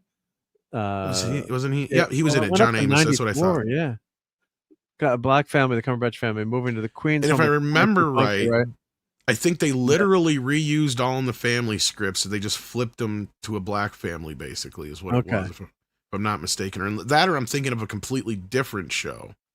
Yep. So no, I'm thinking 6 episodes. Let's see what they say. It didn't last long, sadly. No. Yeah. A time when conservative talk radio experienced its initial upswing in the popularity in the United States, particularly in the form of Rush Limbaugh. So the great Rush Limbaugh, and that's what drove the left bonkers and bunkers, you can say, because Rush was such a freaking entertainer. I mean, Rush was just so phenomenal at getting his point of view across with humor and intelligence, and one of the world's great broadcasters. Whatever you thought of Rush, I mean, God, was Rush Limbaugh talented in terms of speaking and just weaving a tale and keeping you entertained. I mean, he drove people crazy, but can't deny his talent and his humor. So they had this. They felt the time was right for a new show to explore new issues, making 704 Hauser even more explicitly political than All in the Family. And of course, with John Amos, there. And it was just bad timing. It wasn't the right time for it. And his son Goody is a conservative activist. His girlfriend, more attorney, is white and Jewish. Yeah, that was the other thing, is they flipped the kid. Yeah, they flipped it. They flipped it. Yeah. So she's more liberal, probably, and I knew they flipped something. Now I'm thinking of a completely different show that when they tried redoing All in the Family, where they reused the scripts. But I'm trying to remember I don't think they called it All in the Family again. Maybe I'm wrong. Yeah, or maybe it was this show, one of the two, where they used some of the scripts, but they just flipped the shit in the scripts. I'm trying to remember now. It's been so many years since I was in this world. So yeah. Yeah. Brian, the Archie, Sammy Davis Jr. giving Archie the kiss for the picture was hilarious. Yes. That was awesome. Oh, that's a classic TV moment. Yeah. It's just so good. Yeah. It's just, because we're talking about, TV today, like just to touch on Alien Earth for a few minutes. I know you haven't watched it, Tom, but I talked about it last week, and then they had episode 6 was on today, and we'll segue back. But just, when you're in engineering or anything technical, it doesn't. You don't even need to have that background. So they've got this lab, right? You've got a lab, and you've got all these extraterrestrial creatures that could infect the Earth with biohazards. Sound familiar? Which could be very dangerous. And you've got all these lax protocols in this lab. And Weyland-Yutani is trying to get their creatures back that are under quarantine in this lab. But you've got a lab that could potentially wipe out the Earth. you don't have 24/7 guards on it. You don't have 24/7 monitors on this lab. That you send the synth in there to feed one of these, to do the feed. It's feeding time to feed some of these creatures, and you don't have someone watching over them or doing anything. So one of the synths goes into the lab. I'm trying to see if I can find a picture of it. This we talked about a little bit last week. The most ridiculous containment chamber in history. Whatever Tard designed that. I'm kind of glad I'm not watching the show. Yeah. So there's good points to it, but it's just infuriating when it's so freaking stupid. So let's see if I can do find the lab, see a picture of the lab. I should have clipped it, but so they go into this freaking lab, and there's like this rock creature there, the creature that eats rocks or does something, and the guy's supposed to feed it, and he rips the door off. There's like a feeding door. You open one door, you close, you open the other one. A prisoner can get the food, but there's no one watching over this. So it's just insane. Like this is the uber genius here, right? And he's in this lab, not protected, and there's this alien egg right here that starts to quiver and move. And if the facehugger gets him, he's dead. Like you'd be smart enough not to go in there. So it's got to be the most idiotic freaking lab in the effing multiverse. It's just driving me crazy, taking me totally out of the show. Just let me actually I can play the still from it because I think I have it on my I can load it up and just play a couple seconds from it. But it's just so stupid. And I think Timothy Oliphant's watching this on video, and I think at the end, and he's watching the breakdown of the lab and what's happening to the creatures, and one of the facehuggers gets out. So the plan is all right, spoilers if you haven't watched it. This was a couple episodes ago, but the super genius, the young kid, I'm forgetting his name on the show, he's actually got in touch with a spaceship that's 60 light years away, and bribed one of the guys on the spaceship to sabotage the ship so it can crash land with all these aliens on board into his capital city so he can control these aliens. So first of all, I guess the guy's got to calculate where it's going to crash. And I don't know how he got into contact with this guy on the spaceship, or how he even knew about what was happening. So it's just a crazy, crazy setup. It doesn't make sense to have it take place before Alien. If this took place after Aliens or some of the sequels, that's what I said initially too. Is if it was after Aliens, I would have less problems. Yeah, then you could some of the stuff it still would have issues with, I'm sure. Yeah, it still have these kind of issues, but it's just driving me totally bonkers. You're watching like you can't be that stupid. I'm like, you can't be that dumb.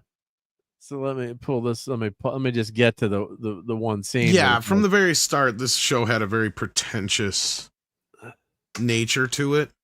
Yeah, and in that, it's a fine line between clever and stupid, actually, because to quote Spinal Tap, because that's what this show felt like. It's like, and again, I only saw the first episode and a portion of the second, and I checked the fuck out because to me it felt like I was watching more of a Blade Runner show than I was an Alien show. So, and the more you guys talk about it and I hear you say about it, and it just, the whole thing sounds ridiculous and nonsensical, and half of this wouldn't be such a problem if it took place after all the other. A lot of it went up, but this would be still a complaint. We're not going to make this full screen. Just going to play a couple seconds. So this is the door that you can get into to open the door to look into the cage, right? So to feed the critters, right? So if you got a snake or something, some dangerous animal. We already kind of had this in Alien 4, didn't we? With Brad Dourif. Did he do the same kind of thing? Kind of. Well, he had him in these little like things, and he was feeding them and disciplining them through this little door thing. I can't remember exactly, but yeah. But this is supposed to be this, this world secure lab, this incredibly high tech section. Going back, Putin said, Mel's Diner, Alice. Yep, thank you. Yep, I'm catching up to I know a dad man's here. Sorry, Dad, I'm so far behind in my chat. I'm doing horrible tonight. But here's just gonna play a couple seconds. Watch what he does. And I'm gonna stop it just so I don't get into trouble. There's the squid dude. There's one of the squid dudes, and then let's see if it. Let's see. Well, let me get it to where he pulls. Well, anyway, I'm going to play it and get to where on my side so I can see. And he pulls the door off. So as he's trying to feed the critter, he rips the door off. I guess because he's so strong. I guess because these are like bionic men and women. And there's a creature in there. There's like these bugs in there. Here we go. Because I don't want to play too much. So he grabs the door and he rips the door off, right? So he breaks the door. Now you'd think every kind of freaking alarm in the world would go ballistic right now, right? So, oh boy, Cavalier, thank you guys. Yep. 1-800-collect. Yep. So he rips the door off. If you have any kind of freaking lab, there's a quarantine, like this red light goes on there. And then, JT, the thing was the synth child was dumb because he had the mind of a kid. The scientist thought of that synth as a kid, as one of his kids, so that's why he rushed him into the cell. But it's just, you wouldn't have someone going in there where you've got these creatures that could end the world.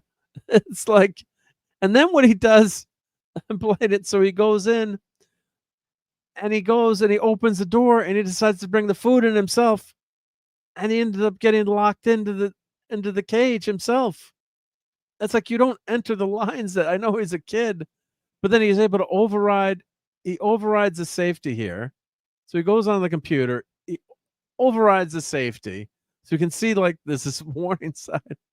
It's like, what the hell is going on here? Is this a lab in China? I mean, what the heck is? Yeah, so they've got the red light is on, so the door is unlocked. You can get in to get the critters. Like this kind of stuff, when you're a writer, it's like, this is so effing moronic. It's just, yeah. So he opens the door to bring the food into these dangerous alien organisms, and he's bringing the food in himself. He's bringing the guy the clam pizza himself into the cell, and he's got to go in instead of just throwing the thing in here. Like, so he goes in.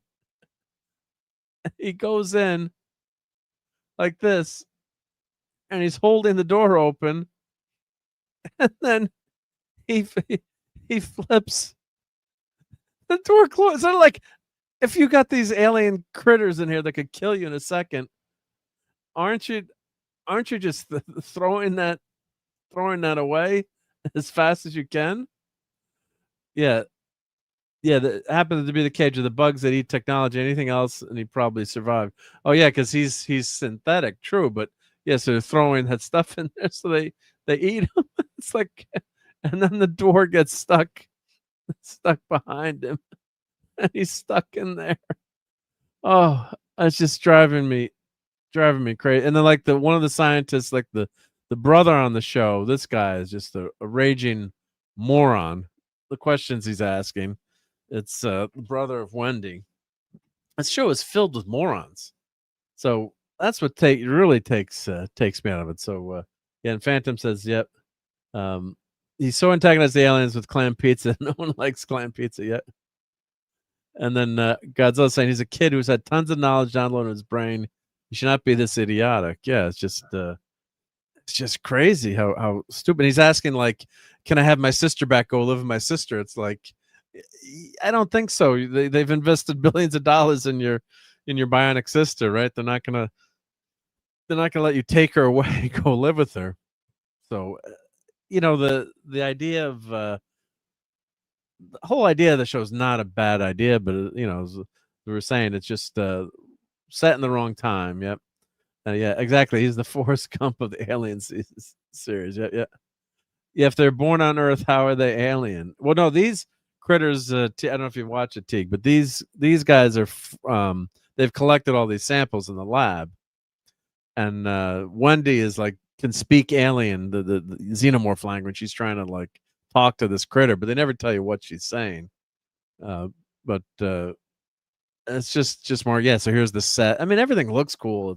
It's good, but with these kids, it doesn't make any sense that you'd be having all these kids interact with the aliens so much. Maybe one of the characters, maybe this Wendy character, because she's so advanced, but you just wouldn't have it. And then Timothy Oliphant, I guess he's watching this on video, and I guess he's a synth, and I guess he's letting it happen, or maybe he's being blackmailed. I don't know, but it's just I can't watch a show where it's just that freaking moronic. It's just driving me crazy. It's just like throwing stuff at the screen. I mean, it's just come on. I'm gonna keep watching the show, but it's something that I've invested in enough time, so I'll watch it through its conclusion. But it's a shame because they could have done something. The production values are good, and Oliphant is, God, what a great presence he has in this. But yeah, it's just horrendous. So, yeah, Tom, I guess you're not going to go back and watch it. Probably not. Yeah. Yeah. Yep. It just nothing about it that anybody's saying sounds remotely interesting. Yeah. It's just not well done. Even if they had rehashed some of these things, like the kids aren't that interesting. I mean, she's a good actress. I'll give it to her. But like, there's another redheaded synth that's what's her name on the show? I can't remember her name of the show. But she goes totally nuts. So they mind wipe like the last 3 days from her. So she goes back before she had any kind of trauma. Or Tig, I guess. I can't remember her name on the show. But it's just it's just horrendous. So this is, I think Bill Murray pretty much summed it up pretty well. If I can find my clip here. Where's my Bill Murray clip? Did I keep that in here, or did I take that out? It just doesn't matter for meatballs. It just doesn't matter because it's here we go. It just doesn't matter. There's my Bill Murray clip because it's so horrifically bad in terms of what's happening with the plot. Yeah. Wendy has as many rights as Alex Murphy, right? Yeah, this is RJ. Yep. Alien Earth has the same problem of many of the recent movies and games have. They are poorly written and take advantage of the diehard fan base that the franchise has. Yeah, very well put, Caleb. Yep. So, and Dadman's here. Dadman's here, and I didn't play the Dadman theme. So here we go. Nice. Never that way. God damn it, Mark. Jeez. Well, if you can, Dadman, pop in and say hi. I know you probably got a lot of stuff going on, but if you feel like it, no pressure, of course, no pressure. Yep. Yeah. So there's the uber genius, the Cavalier, right? Who never comes across as intelligent in any of this show. If he's supposed to have like a 500 IQ or whatever the heck it is, make him seem intelligent. So he's walking into this lab with these eggs that could kill him in 2 seconds. No protection, nothing there. At least put a condom around that egg or something. Come on. I mean, totally ridiculous. So yeah, that show was driving me crazy. So I give it a 10 for 10 on the stupidity scale in terms of bad writing. Just terrible. Yeah. So all right. Well, what else did we have on tap tonight? So Spinal Tap is a definite must see, right, Tom? I mean, if you're a fan. I'm not saying everybody's gonna love it, but I thought it was really good. So hopefully, most people can enjoy it if they do happen to go see it. It sounds like it's a fun movie. I'm definitely going to try to go see it this week. Yeah.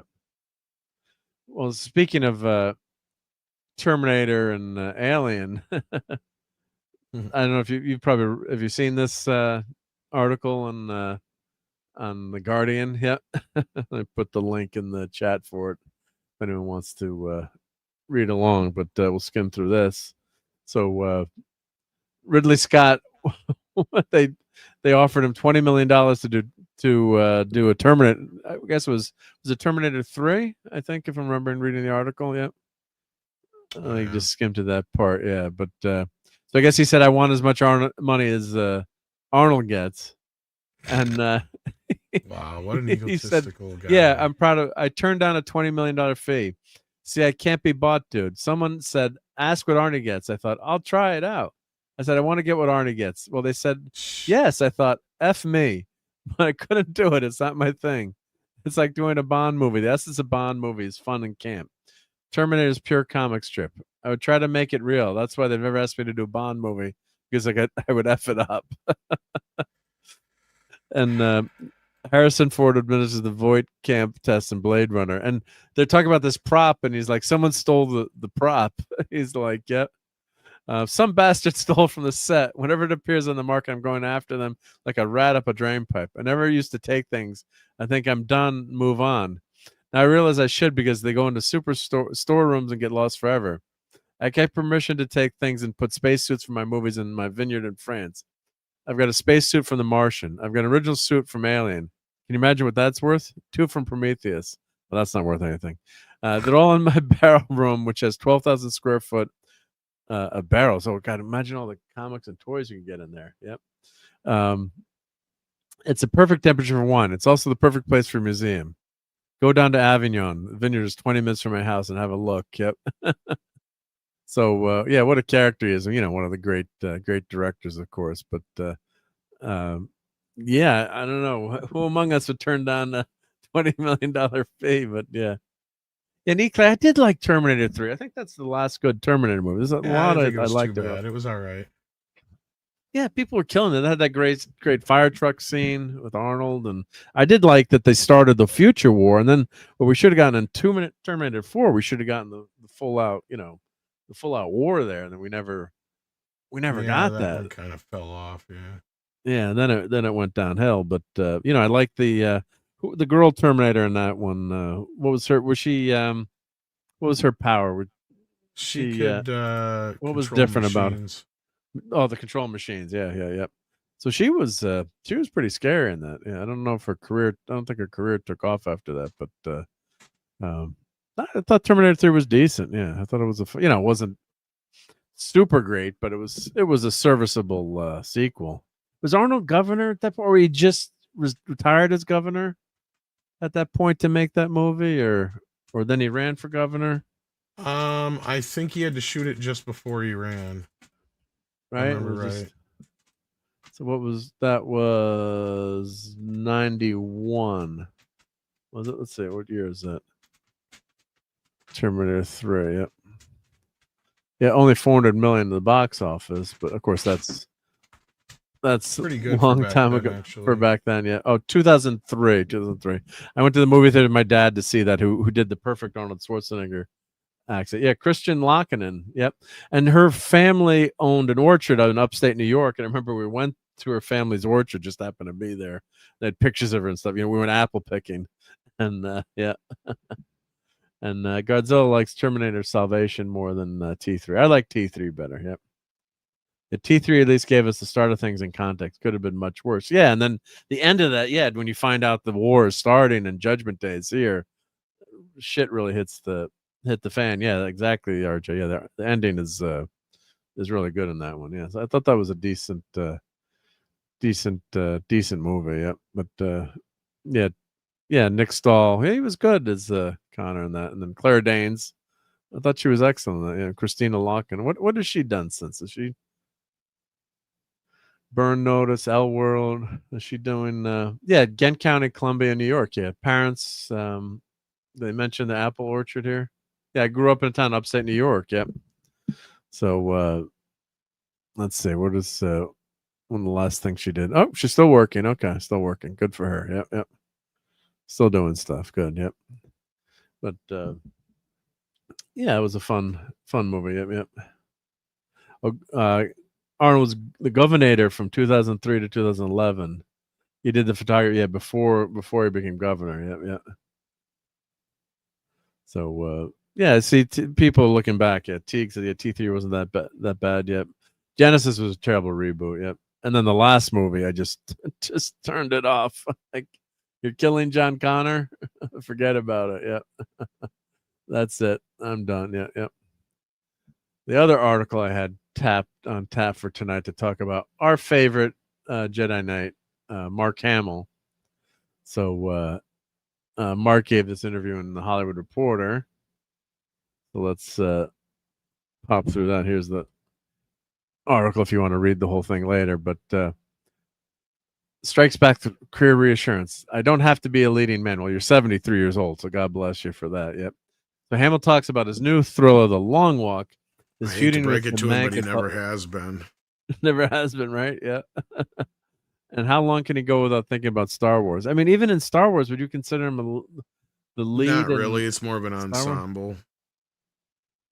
Right? I mean, it's an ensemble cast, right? Yeah, yeah. So, yeah, Mark walks away from a movie, you know it's bad. Yeah.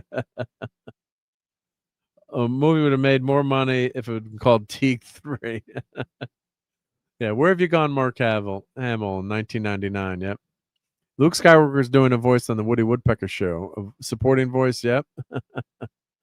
So, of course, you know, such an iconic movie. But I always mention when my brother-in-law got to film Mark Hamill for the special features, and he said he was a pretty bitter guy behind the scenes, you know, complaining about a lot of stuff. And, you know, I guess they didn't get paid for their likeness, which sucks too, right? I agree with that. Like, you know, George made all that money off of the toys, and I guess they didn't get a slice of it. And I guess the contract too, I think the way it was written, they only got money when Star Wars was shown in theaters too. So, you know, I'm sure he did okay, but you know, you didn't get maybe didn't get the Efron money that he that he wanted or hoped for. But yeah, a lot of people would gladly trade that role too, right?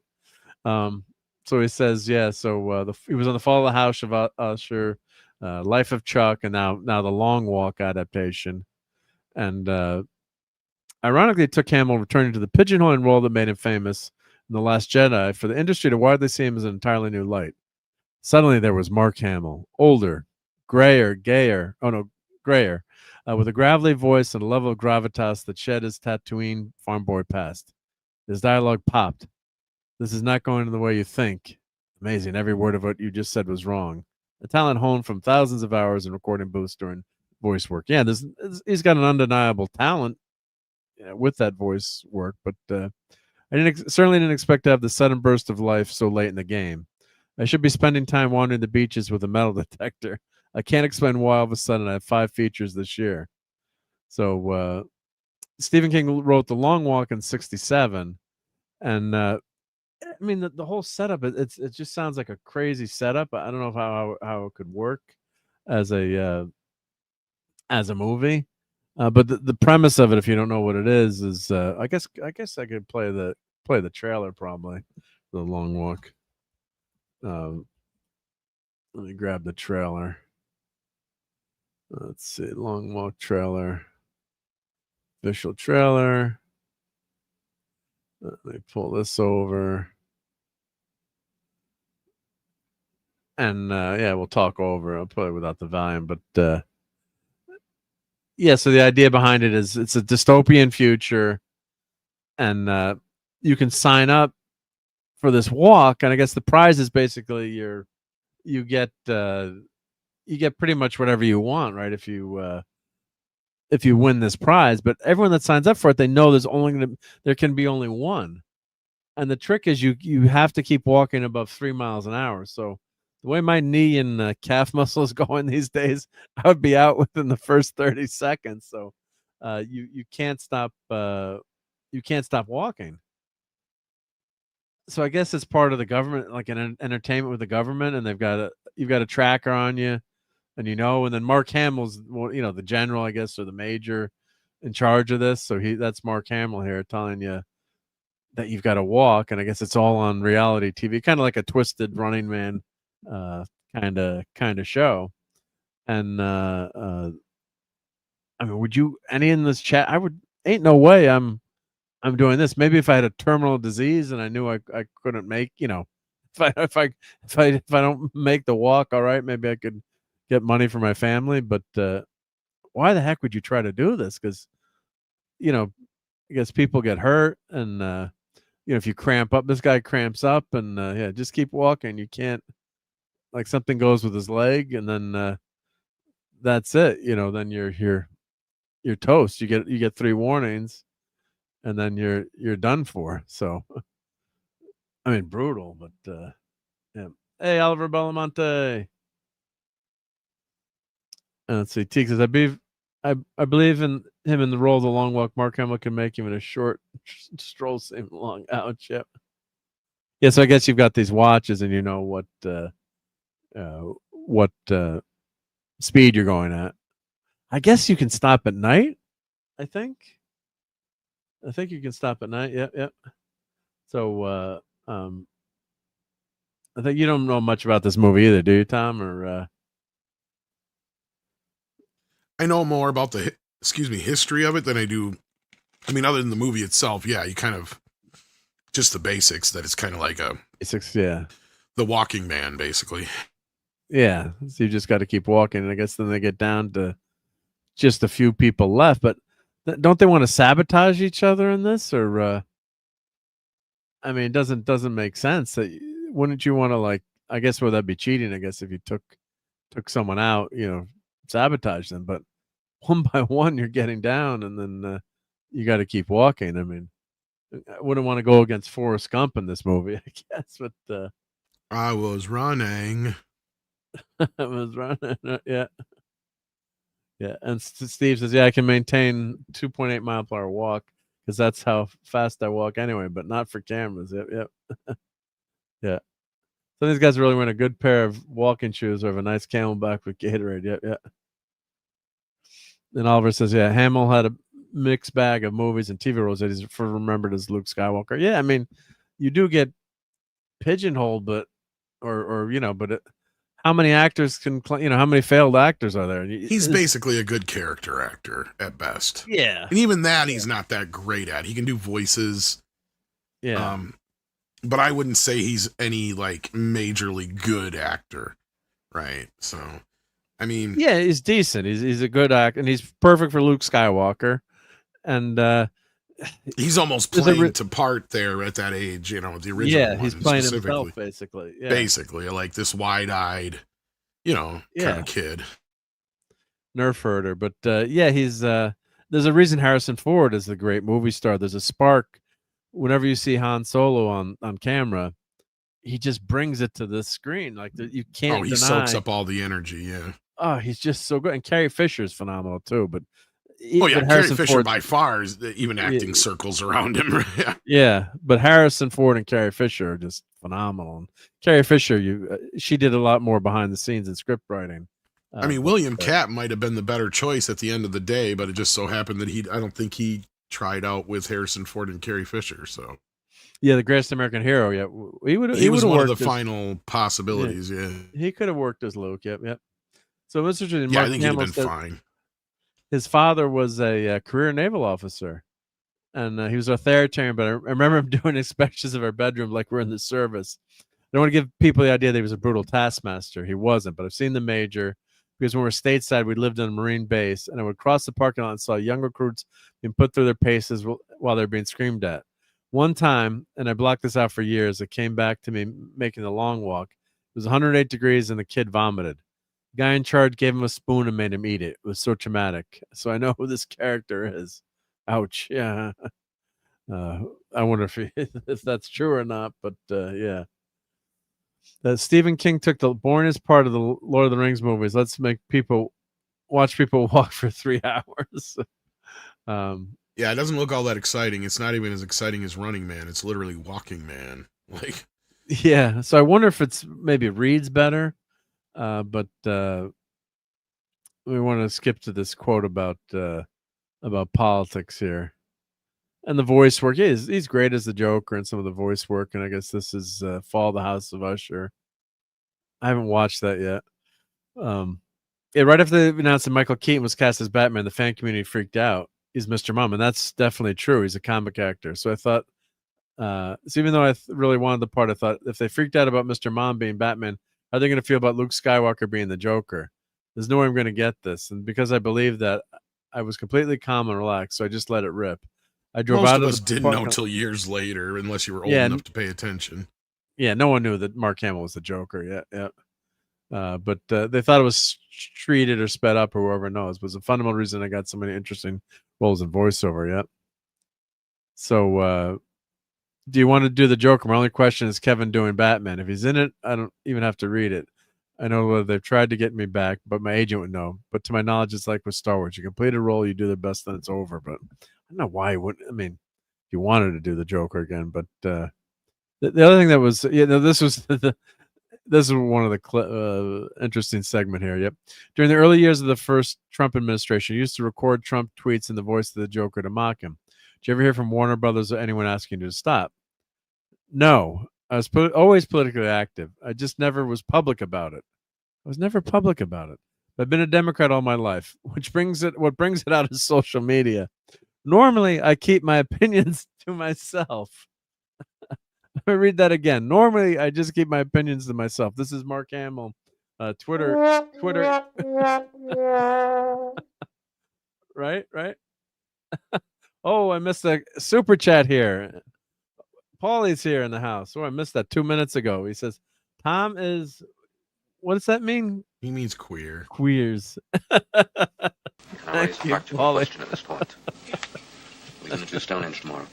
No, we're not going to fucking do Stonehenge. We're not going to have to do Stonehenge. Thank you, Paulie. And everyone who's not subbed to the Latino Slant, you better be if you're here. But let me put Paulie's. Well, you'll see it coming up, but periodically with the stream element spot. But everyone make sure you're subbed to the great Latino Slant, who's got great Hollywood coverage, and went to see Downton Abbey, and he's got me pronouncing it right too, Downton Abbey. And so another super chat. Very gays. So everyone's sub to the Latino Slant, and so I guess Downtown Abbey. You didn't happen to see that, Tom? With you didn't go out with it? I'm not even all that. I mean, I know what it is, but I've never actually watched it. So, yeah, they had a ton of preview crap for it before Spinal Tap, but yeah. So check out Paulie's coverage. He went there to the show. And I guess, Paulie, did you get all dressed up, have your cool suits on and everything? Yep. So awesome time. Yeah, my mom and wife love Downton Abbey. I don't remember the name of it, but there was some movie that's coming out from the guys who are people that made Downton Abbey that the audience must be well aware of or got, because I just didn't get it, but they were laughing their asses off at it. Some preview for some weird movie coming out. I'm just like, what? What the hell is going on here? Yep. I almost thought it was Downton Abbey at first, and then I realized it wasn't, but it was from the makers of, and it's like, okay, but the audience seemed to just adore it and love it. So I have no idea if it's a spin-off of some show or what it is, but it just seemed absurd and weird to me. Yeah, like my wife, she loves all the outfits and the clothes and the the period pieces and the costume shit. Yeah, costumes and I mean, and I guess the story. And Paulie was telling me too, the story is really well done, and it's got to be for this to be this popular, right? You just can't have the costuming and stuff like that. It's got to be, and so the story does sound interesting. So, but my wife, I don't know, she didn't go see it, but I'm sure she'll watch it. But she loved, God, she. With her girlfriends, that was the show to watch. Yeah. They loved it. Hey, Keely Chow, and the tide was rolling today. That's for sure. Yep. And Godzilla says my mom and grandma love Downton Abbey. So yeah, you got to pronounce it right. Yep. I love how Paulie's like, yeah. You know what though? Downton Abbey is in like fucking like 3,694 theaters too, compared to Spinal Tap, which only has like 1,400. Yeah, that's pretty damn good. Yeah. Well, let me finish the Mark Hamill quote, but this because everyone was laughing about that. Normally, I just keep my opinions to myself. You want to appeal to everyone. I don't hate MAGA. I just think they're a cult, and a cult is a leader who is infallible, and they don't question anything he says. But I don't go on Colbert or any of the political shows because that's not my wheelhouse. But that's what just turned me off so much about Mark Hamill. Yeah, you can have your opinion, but it was like nonstop, and it just turned a lot of people off, right? But well, what's funny is if these numbers hold, Spinal Tap 2 will have opened at 11. No, that'd be awesome. In a weird way, it's not great, but it's like 11, kind of poetic. They went to 11, yeah. And they would see that as a success. They'd be like, "Well, we're better than number 1, right? We're 11." We're 11s, yep. Yeah. So let's see what the weekend is. Yeah. Where's my weekend here? Yeah. Yeah. So let's see here. Box office weekend. Downton Abbey, 18 million. The Long Walk, 11 million. Where's Spinal Tap II? Oh, it's a 1 point. Oh, it's 1. Oh, they got it at number 9. I'm looking at Box Office Mojo. What do you got? I got Box Office Mojo too. Yeah, domestic, or maybe worldwide. Is it worldwide or let's see? I don't. Why is mine different? Oh, I'm looking at the 14th. Okay, you got. Okay, that's why. So yeah, worldwide. Yeah, I'm so not only looking at the domestic weekend. right Evidently, I was looking at the daily. Yeah. Yeah, I see it now. Yep. So 1.6 million off of 1,900 screens. So it gained a few more. 19. So yeah, this movie's not going to be in theaters long, I guess, right? Is this one of those ones where they've got the streaming deals are set up? And, I'm assuming so. I don't know for sure with whom or what, but it's from a really small company, Bleecker Street Media, and these guys produced it themselves. Like they even got the rights now to the original film. Yeah, they got the rights back. Yep. Yeah, and the original film actually starts now with the Bleecker Street logo instead of the Avco Embassy one. Oh wow, yeah. But yeah, no, I look, I never expected it to do. It's a very niche. Yeah. You know. Well, the audience has become way more selective over time. Way more selective. I was actually kind of surprised how many people were at the IMAX screening on Wednesday, though. It was pretty packed for the middle of the week. I was kind of surprised. But did they put Puppet Show over? The Puppet Show was separate. You had to pay separate. I don't know if you saw the trailer for that. You had to pay separate. Yeah. How many times have I told you it's Spinal Tap and then the Puppet Show, not above the Puppet Show. Above the Puppet Show. Yep. Oh We're God, not doing a jazz experimental freeform in front of a festival crowd. I'd like to welcome you to the introduction of Spinal Tap Marc II. So good. Yep. I wish the second one was better. Don't get me wrong. I mean, it's good. It's not nearly as good as the first one, but how would you compare it to Happy Gilmore in terms of? I'd say it's probably the better of the two films. It depends on your taste. Like it's gonna depend on your taste. Oh, stop it, Paulie. I can't even find a budget. I bet you they're lucky if they spent $10 million on this movie. Like I bet you it wasn't all. If they didn't spend that much, they'll probably... No, the most expensive stuff is just like the performance stuff, which I think the marketing. They did spend quite a bit. It seems like on the marketing of this. They did a lot of like their own personal marketing though. Like a lot of it's their own social media marketing and stuff like that. It feels like, but yeah. They did a lot of interviews. That it's like they took. I mean, I should have tried to get interviews with them. Maybe we could have, because it seems like they did interviews with just about everybody. So don't sell yourself short. Yeah. But thank God that the Spinal Tap II beat the Sound of Music 60th anniversary. It just beat it. And Fantastic Four. And Fantastic Four, right? So not so bad, right? Yeah. Oh my God, the Sound of Music, Fathom Events, and boy, Toy Story did really well in a re-release, though. Holy shit! Yeah, 3.5 million. Freakier Friday made 2 million. Hamilton, that's the movie version, right, of the show. Yep. Well, no, it's like a concert. Thing, it's a concert. It's the one they had on Disney Plus. Yeah, Disney Plus, right? Yeah. So, wow, that's pretty. When you think that was on Disney Plus, it did really well last week, even better. Wow. Yeah, because I was like, "What the hell is that?" And I looked it up because I'm like, you would think if they did a movie version of Hamilton, you'd have heard more about it. Yeah, which it's not. So yeah, but it was just the film, like the film. They just the shot filming one the of the Broadway performances. show. Yeah. It is a phenomenal musical. I love Hamilton. It's great. So honestly, after this weekend, if I was Disney, I'd be all up on get the cast together, just do a film version. Why not, right? If it made that much. I mean, they added theaters too. They added 25 theaters. Wow. So that's pretty amazing. Yeah. Captured live on Broadway from Richard Rogers Theater. Yeah. So, I I mean, that's just like printing money, right? I mean, you do minimal advertising and you make $15 million. Damn it. Yeah. Yeah. It depends on if you first saw Yep.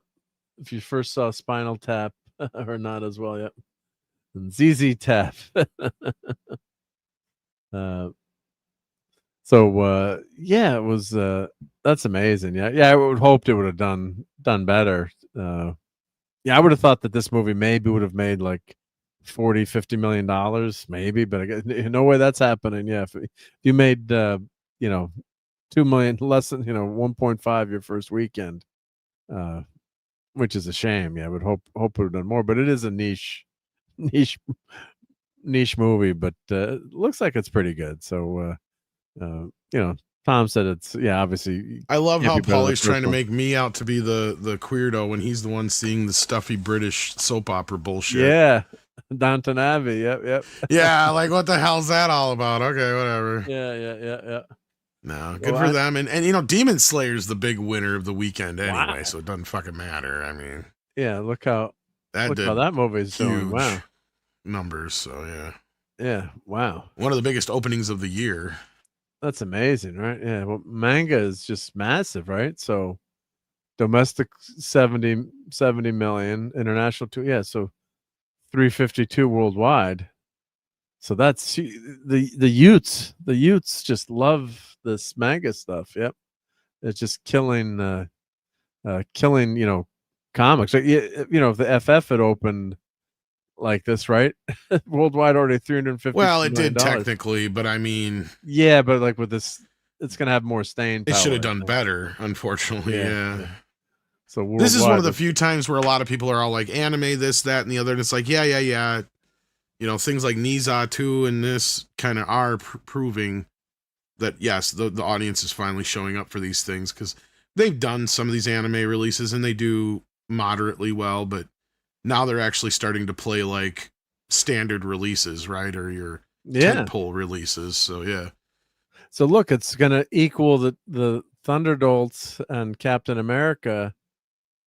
352 its first weekend. Granted, the international audience is huge, but wow, I mean, it's FF is at 520, and I'm a huge FF fan. But I would have wished it, did a lot better in Superman. But I finally watched F1 the movie, and Paul, you're right, a great movie. F1 was really good. Did enjoy it. I mean, a little cliched, you in terms of you know what you're gonna get, but it did it really well. And Brad Pitt's is a great character. And there was and in the end, we're kind of pissed in the end when the spoilers, movie's been out a while, when like the Brad Pitt ends up with the design engineer, the female, the designer on the team, and like Maureen, what would you do if Brad Pitt did that to you at work? Right? She kind of started laughing, smiling, like, all right, you got to pass with Brad Pitt. Yep. Okay, I found some budget information on Spinal Tap 2. Says here it's 22 million before tax incentives. Okay. So my Does guess that is include tax advertising? I don't know. Don't think so. But once you figure in tax incentives, which are probably like a third of that, so the movie probably cost what, 12 million, 13 million to make? Not far off from what I said, probably 10. And then you add like maybe the few $1 million they spent on advertising. So once it hits video on demand, the movie will be fine. And then what do these movies make with these streaming deals too? Like, I have no idea what sometimes that'll pay for the whole movie. Like, I mean, we're talking 30, 40, 50, 60 million dollars sometimes for these streaming deals. So if this has a deal already in place, then it's probably prepaid for. Yep. Yeah, we're talking about and the Warner Brothers Paramount. No, this is all speculation. The Warner Brothers Paramount. No, there's a lot of headlines that are kind of messing with the actualities of it. Look, they're going to put in a bid. That doesn't necessarily mean the Warner Brothers is going to sell. But what's happening is it's going to start a bidding war, and we'll see what comes of it, because I think Universal and some others are going to throw their hat in the ring. But a lot of us are even questioning if this is going to get, even if anybody, whether it's Paramount or Universal, I'm not so sure the regulations would allow it. Yeah, he'd so, lose yeah. another studio. And Paulie was talking about this on his show quite extensively too. Yeah, that's what which we you were should saying be too, watching. yeah. Yeah, and on Midnight's Edge. But yeah, you just, I mean, I want competition, right? You know, if you less Warner Brothers studios. already is a big studio with a bunch of minis mixed in because they soaked them all up like New Line Cinema and stuff. So like, yeah, I mean, and then you add that already to the mix, whether it's Paramount or Universal wanting to buy it. I just don't foresee the government allowing it. It would be too much of a monopoly, especially with Warner Brothers and Paramount and their television catalog and television networks. Somebody's going to have to shed something. Now, if this has more to do, see, because Ellison, as far as I know, the rumor is that he wants to buy it all lock, stock, and barrel. Now, I've heard a few different things. I've heard Zaslav has no intentions of leaving, whether there's a sale or not. We know they're going to be splitting up the company into certain, you know, and I think what's going to happen there is they're going to split off more of the film versus television side of things, which that could put the film division up for like a more like ability to be bought, and then they just split off and do television because that's where Zaslav's, you know, history is in. But the things I'm hearing about him is that he's gotten used to this lifestyle of being a movie mogul, and he likes it. He likes it. That's like, he likes it. Yeah. So yeah. Funny you asked this, would... Void King. It's coming out this week on Criterion Collection on Spinal Tap. Did you pre-order that or? I did, but I have no money to afford it right now. How? So Amazon's trying to charge me, but I don't have the money. Is it expensive or is it? I know I'm just broke. Yeah, no, it was like a $40-$50. It's like movie $35 or whatever. Yeah. Yeah. So it's not uber cheap, but no, but you can get the digital version for like $10 this weekend, I think. So yeah, but I gotta own the digital. I mean the physical, but that's what you know on. Or the Amazon pre-order, it's like you can't just put it in your cart too. You can't like save it there and decide when you want to buy it. You actually have to pre-order it, and then they. Well, I did pre-order it, but they don't charge you right away. They wait till it's in to charge you, and I'm just fucking broke because I just went on a nearly 2-week vacation. So yeah, like, you got to tell us a little bit about your. I know you. I can tell you a little about that, but like, I'm broke right now. I got a few things trying to charge me, and I'm like, oh fuck. Fuck this. I'm not gonna be able to. I'm not gonna be able to afford them until payday if I'm lucky, and that's gonna be depressing. Well, yeah, that's when you want to have. You want to have that. You want to have that. There's like things that you want sometimes, and you just don't want to. You don't want to miss it, unfortunately. But yeah. What are you gonna do, right? But you gotta choose like food, rent, or the new Spinal Tap movie on 4K Criterion. But well, it's not only that, I just don't have it, even if I wanted to. So yeah. All right, yeah. That's where I'm at right now. But I got this fucking trip cost me a lot of money. So I was just getting something ready to show. Hey, Price. Yep. What does that do for IPs like DC characters, Harry Potter, and so whoever buys it. DC they'd end up owning, but like Harry Potter, I think they just have a license for. So that would be they just I guess get the license, I suppose. Oh, that's true. Yeah. JT's heading out. Good night, JT Kirk. That has a better possibility because Apple itself, even though it's technically a studio, they're not like one of the major studios to where them buying Warner Brothers I could see more likely. Yeah. See, I actually thought there was a time they might go after Disney, but that could even possibly happen. But yeah, we never know. Never know. Yeah. But that'd be good if I was Apple. You know, they've got their Apple Studio, and they put out.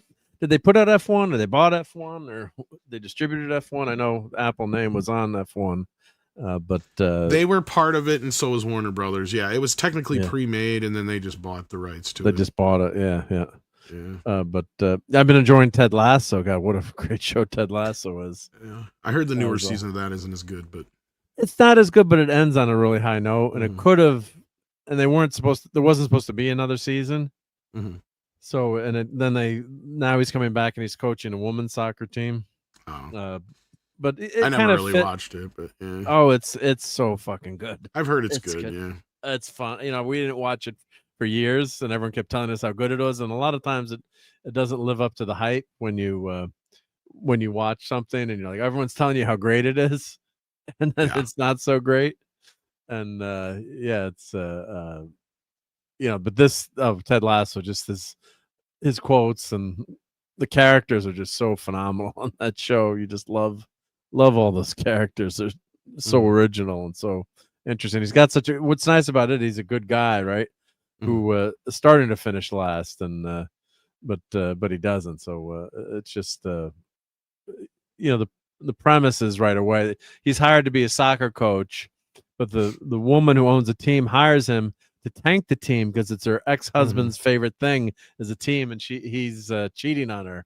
So she hires like Ted Lasso, this football coach from the Midwest, and to like tank the team, and then it goes on from there. Of course, he doesn't. Obviously, he doesn't. Ted doesn't know this, but God, it's hysterical. I mean, it's just the Ted Lasso quote, and the big thing about there's a believe sign. Believing in yourself is in there. So that's what's so good about it. I just love the show. He's just so good at it. Yeah.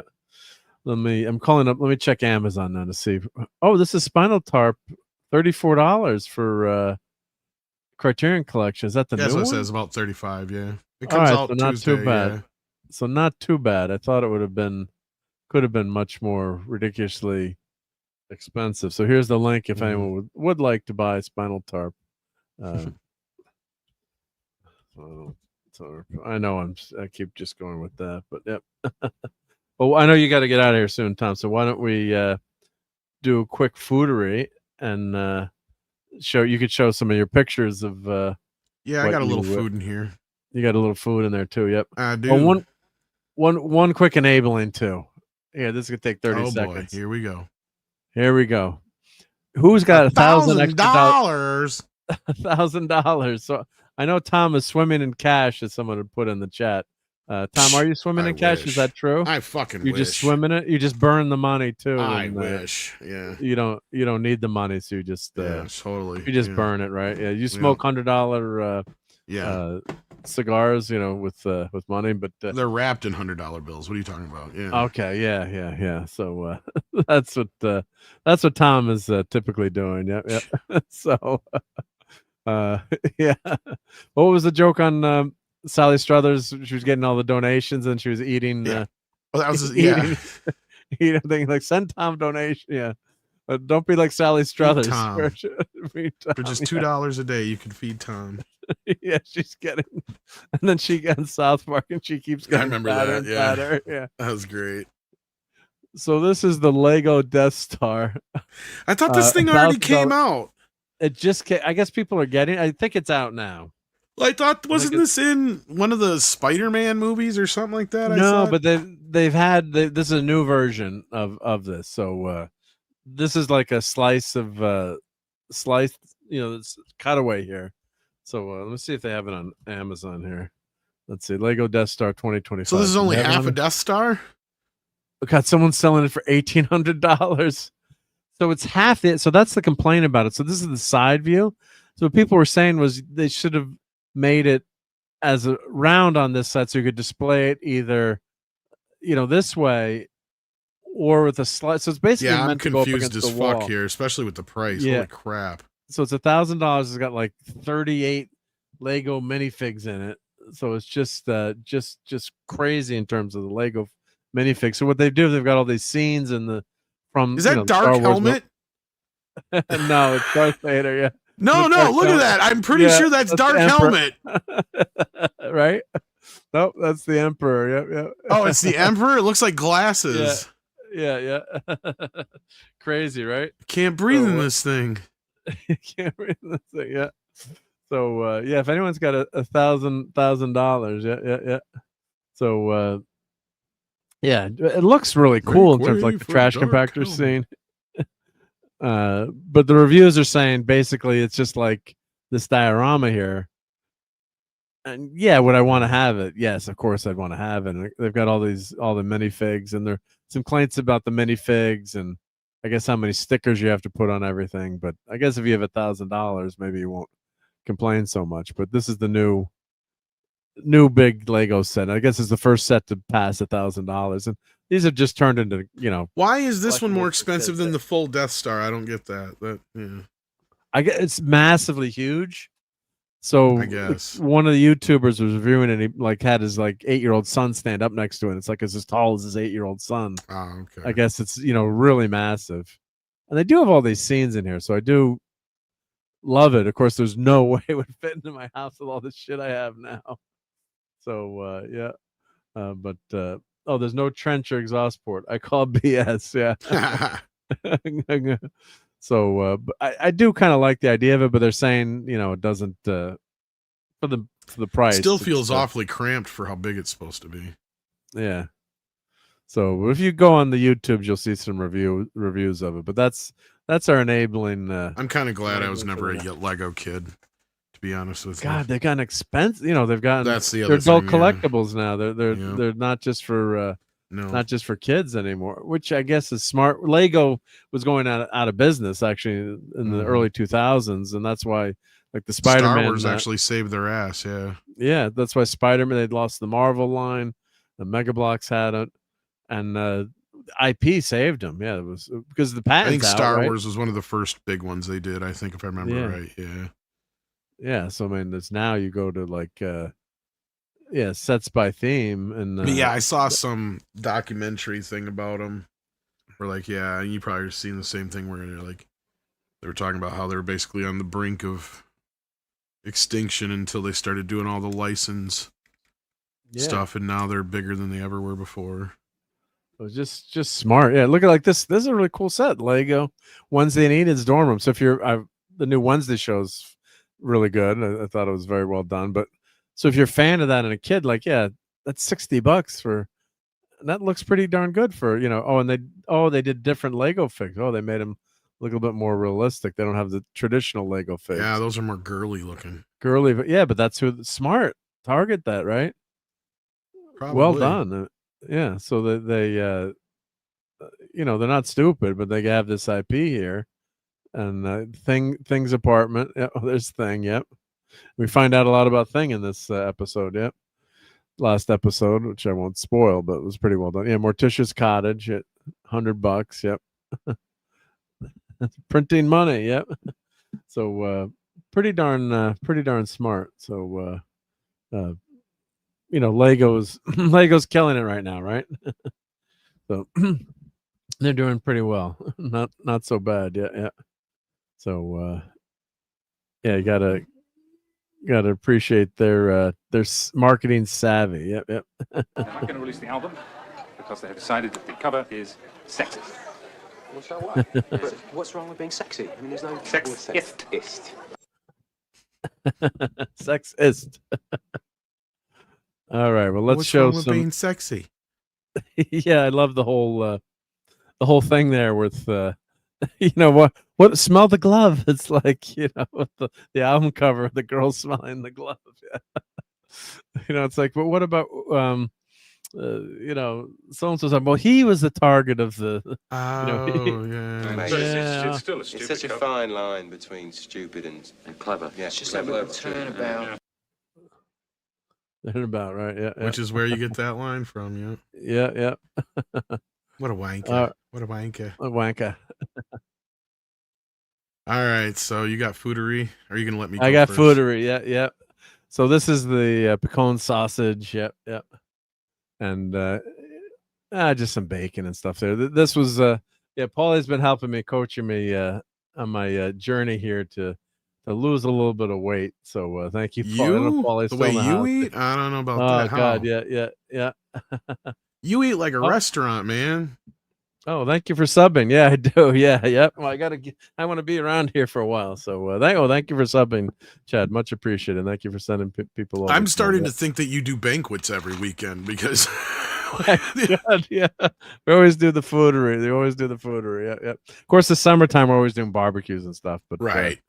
I did lose weight this week, and I did have 2 pieces of nice candied bacon. So yeah, you got it's all in moderation. Candied too, right? bacon, like where the bacon, with all the like the sweet brown sugar on the bacon. Oh, it's just so it was wonderful. It was just Dad, man. I don't know if you're still here, but Yeah, it's just awesome. Yep. And then we had we had like a brunch. Yeah, we had a brunch down there.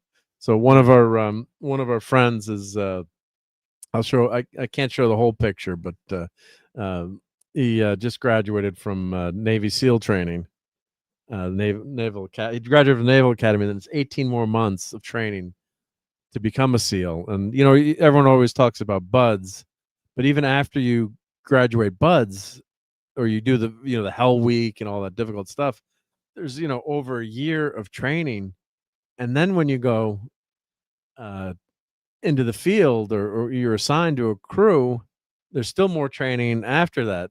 So it's an incredible amount of training, and it just, God bless everyone in the military and everyone who does all this hard work and helps to keep us safe. I mean, just what they go through is unbelievable for that. So, but yeah. So this, I don't know if Paulie's still in the house, but yeah, there's something healthy. I ate something healthy. I had raspberries and granola and yogurt. Yep.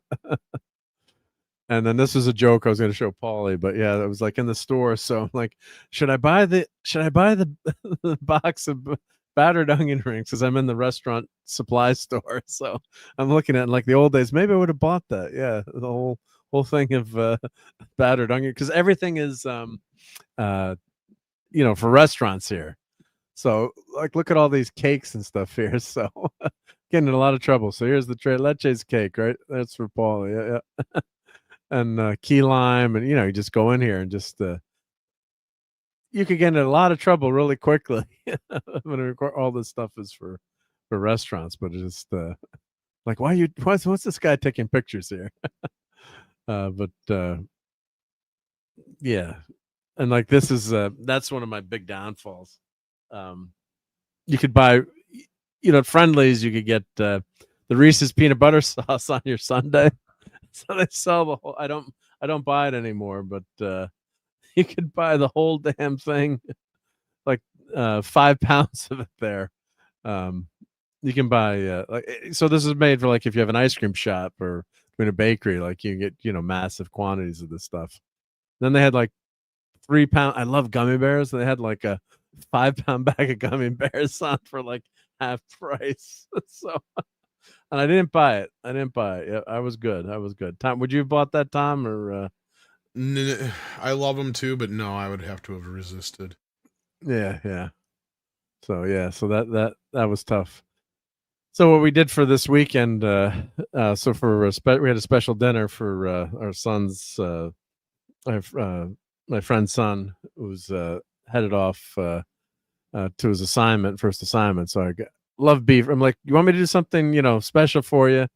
So how about some beef ribs? Let me, instead of going to a restaurant, I said, why don't we, I'll do some barbecue. So we got 17 pounds. I cooked half of it, because you have to buy a massive quantity, but there's these massive beef ribs. And then one trick is you can cover them with like hot sauce, or you can use mustard or some kind of sauce so that the salt and pepper sticks to it. So the rub is you just do salt and pepper on the beef. I mean, you could do a custom rub if you want, but salt and pepper works. So I used Red Hot wing sauce. It was actually kind of you got a little bit of the heat. So you just cover that up, make sure it's got, and it's better to use for that one, use the butcher version of the salt. The pepper was a little bit bigger grind there.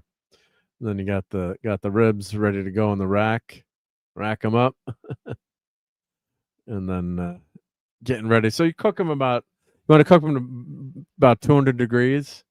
So probably at 250. So probably took, I think, about 4 hours, something like that. Yep. So yep. So but these come. Have you ever had beef ribs before, Tom?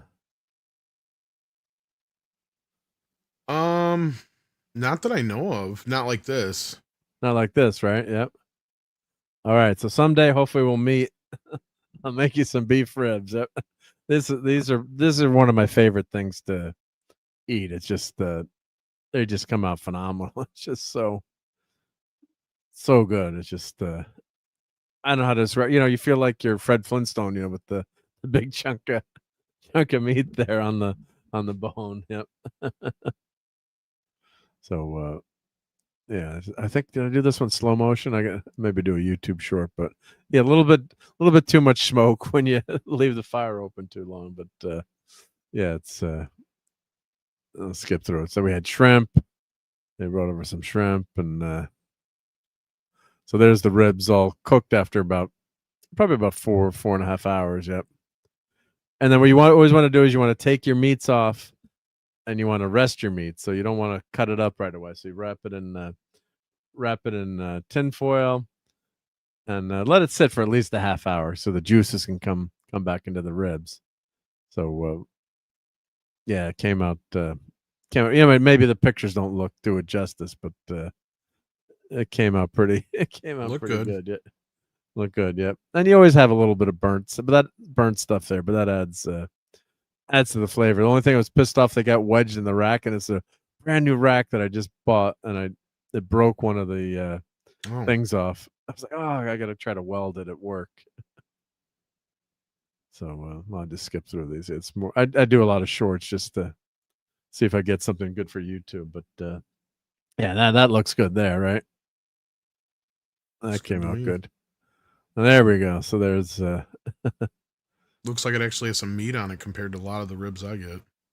Oh, it's loaded with meat. Like, the ladies took half of that, or like a piece of that. Yep. So it's totally loaded. Yep. It's good stuff. Yep. Yep.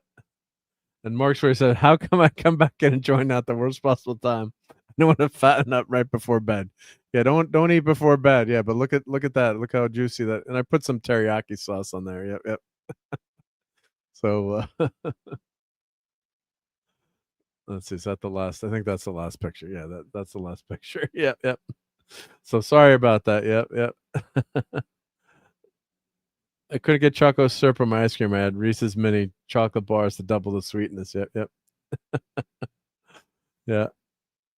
So yeah, that's a good stuff. And let me show the picture of. I did take one picture of Jamie that I can show because I blocked it out. Let's see, make sure that's blocked out. All right, so that's. Oh, I got to bring this over here. How do I do this? Let me put the overlay on for a second. So I got to pull this over. Bear with me, everyone.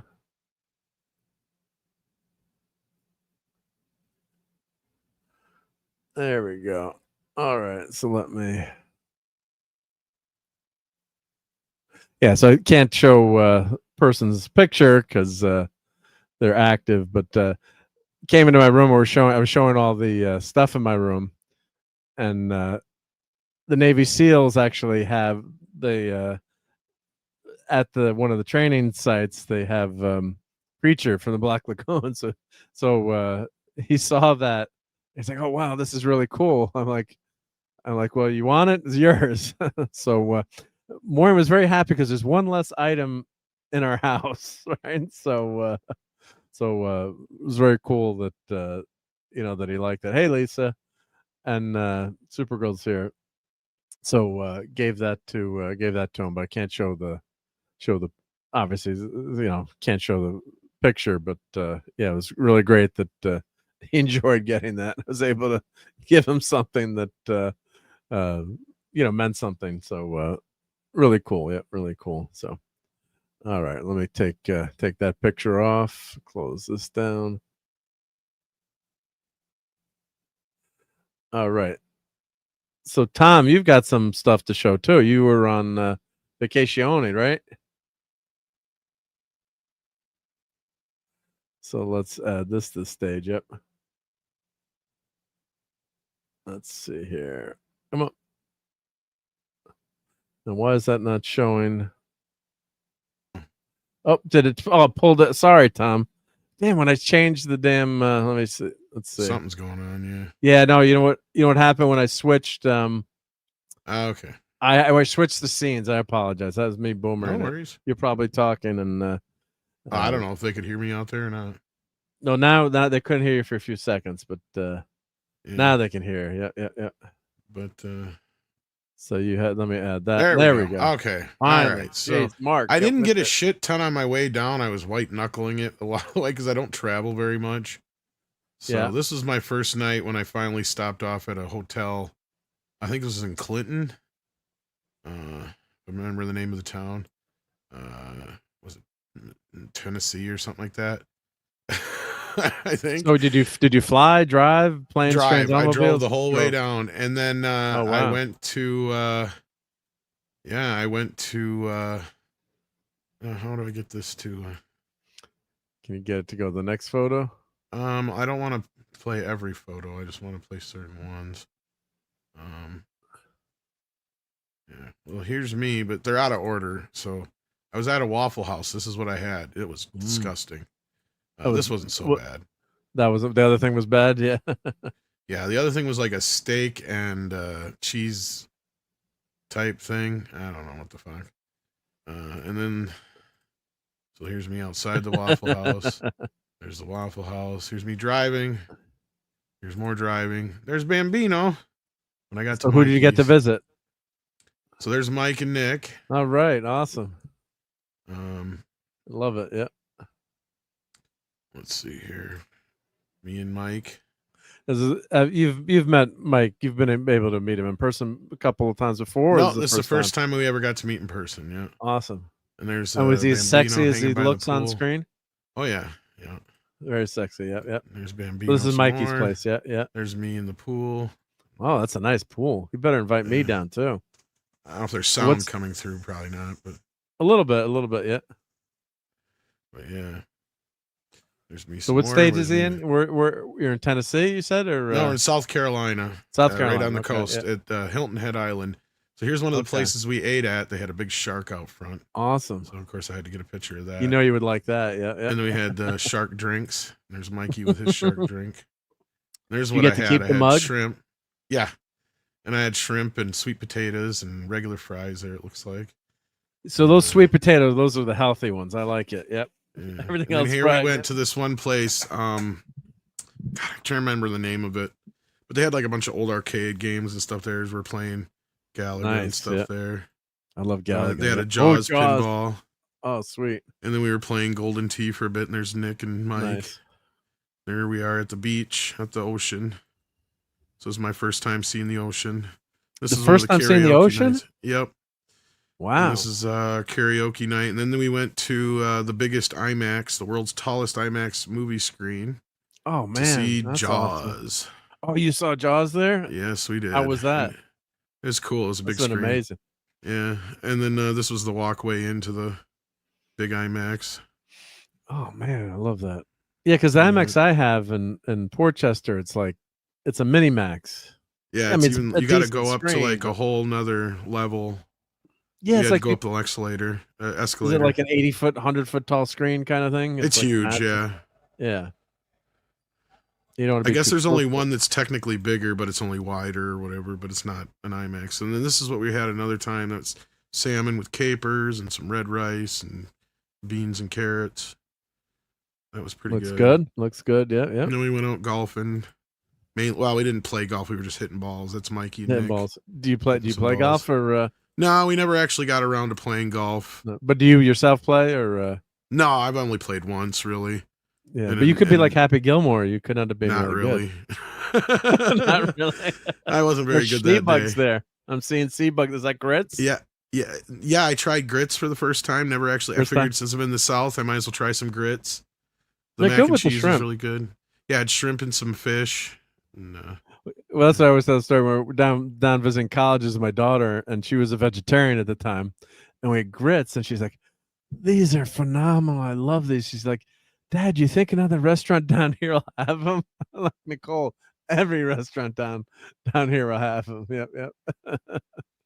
So looks good, then keep going here. This was I know you can't see it, but there's an armadillo that passed through. It's that little black thing there. Yeah. Is that Alf? Yeah. It was in Mikey's driveway. It was fucked up. It was like, what the hell? Then here's some more pictures of the pool. There's me taking a nap with Bambino. That's cute. And then here's just a shot of the dock when we went to eat. It was really nice. Can you swim, Tom? Yeah. Okay, That one didn't turn you've never out, seen but- the ocean though. Yeah, so you're Yeah, not in that's a shrimp danger and if you boat. fall in here. No, I went and swam. Yeah. And here's the creme. Like some of these are out of order. So this is the dessert we had at Godfather Steakhouse. It was a creme brulee Nice. platter. There's Mike and Nick. And then let's see. Here's when CC Karaoke showed up. Awesome. So, yeah, he like hung I out recognize for- that face. Yep. Yeah. So is he down? He lives down that way too, or Well, no, actually he's Canadian, Was but this- his girlfriend lives near down that way. So he shot over while she was at work one night. Okay, so he Went out to karaoke. So he was nearby. Yep. Cool. Yep. Awesome. So it's great to have people get together. Yep. And then we're just driving around here. Just, I don't know. Hopefully the audio is not coming through because it's really loud. No, it's not. I don't hear it. We don't hear anything. It's but just that's probably wind. okay. Yeah. This wind. Yeah. I was just trying to get some sights. Yeah, there's my leg. Nice. Some Yep. No more winter down sights. there. Yeah. Oh, fuck no. Palm trees and everything. Just all the nice Bastards. houses. And we're just driving along, yeah. Well, it's fun. Yeah. I did that too when we went down to. Well, I was Baton also Rouge. testing. took a lot of I got video. this new cam. Mikey got me this new camera, so I was testing it out too, just to kind of see. It's not the Here's phone. It's actually a camera. Yep. Yeah, now we're on a camera. Some of them were from my Yeah. phone, but now we're actually on a camera. So here's the. Is that a first thing dude on the wearing a beach. tidy whitey? It was back. like a Oh, my Speedo. God. Yeah, go back, and he's like, he's dimensionally challenged like me too. Yeah, maybe should. He's got to be European, one of those European dudes. Yep. Yeah, With the I don't tidy know, whitey, yeah. but yeah. There's these two TC. guys hanging out at the beach. And then here's some more beach. Oh, pool Just got a cabana. nice Yep, those are great. Those cabanas. shot of things, the whole beach there. yep. We're in socks and sneakers at the beach. Yeah, what are he you is. doing? Yeah, he he is. must be Canadian. He's Canadian. It's like this is too. It's gonna be cold. Yeah. And this is us in traffic. Yeah, the one thing with this camera, it did not like to focus or focused on whatever the closest thing was. Yeah. So it was an alright camera, but it has its quirks. And did not have any stability on it whatsoever. I was We're gonna say, going over then the bridge. I have one of those tripod doohick. You know the Yeah, I'm gonna have to get one of those tripod if I ever use it doohick again. with the stable cam. Yeah, Because the here's hand one. testing some of it out, as you see, like it shakes a lot. It shakes a lot. Yeah, I got the DJ Here's Osmo. Nick Yeah. killing a big ass fucking carpet bee. In the house. Stay Fucking on target. huge. And then here's me outside just talking. I don't even remember what the fuck I was saying. I was talking about the carpet bee or whatever. And then this was what Nick was cooking, a nice steak dinner we had Nice. here. Yeah. Way to go, Nick. Closer. Oh, those look good. Yep. Meat and potatoes. Can't go wrong. Yep. Mhm. Damn And right. some wine there. Yep. Yep. Nice. Yep. Again, it's all out of focus, but It works. Yep. The gang's all together. Yep. and then we had a toast. Midnight's Edge After Dark toast.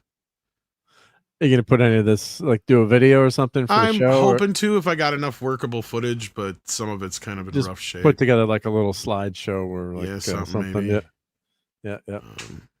Yeah, here's CC singing some karaoke. Yeah, he's got It's a good all voice. Yep. blown out. The audio is, so you can't. Oh, really audio's hear. blown out. Yeah. Sometimes if you run it through Premiere, There's sometimes me you doing can some bring it back. karaoke. All right. One Hot Mamas. Yeah, that was the name of the place.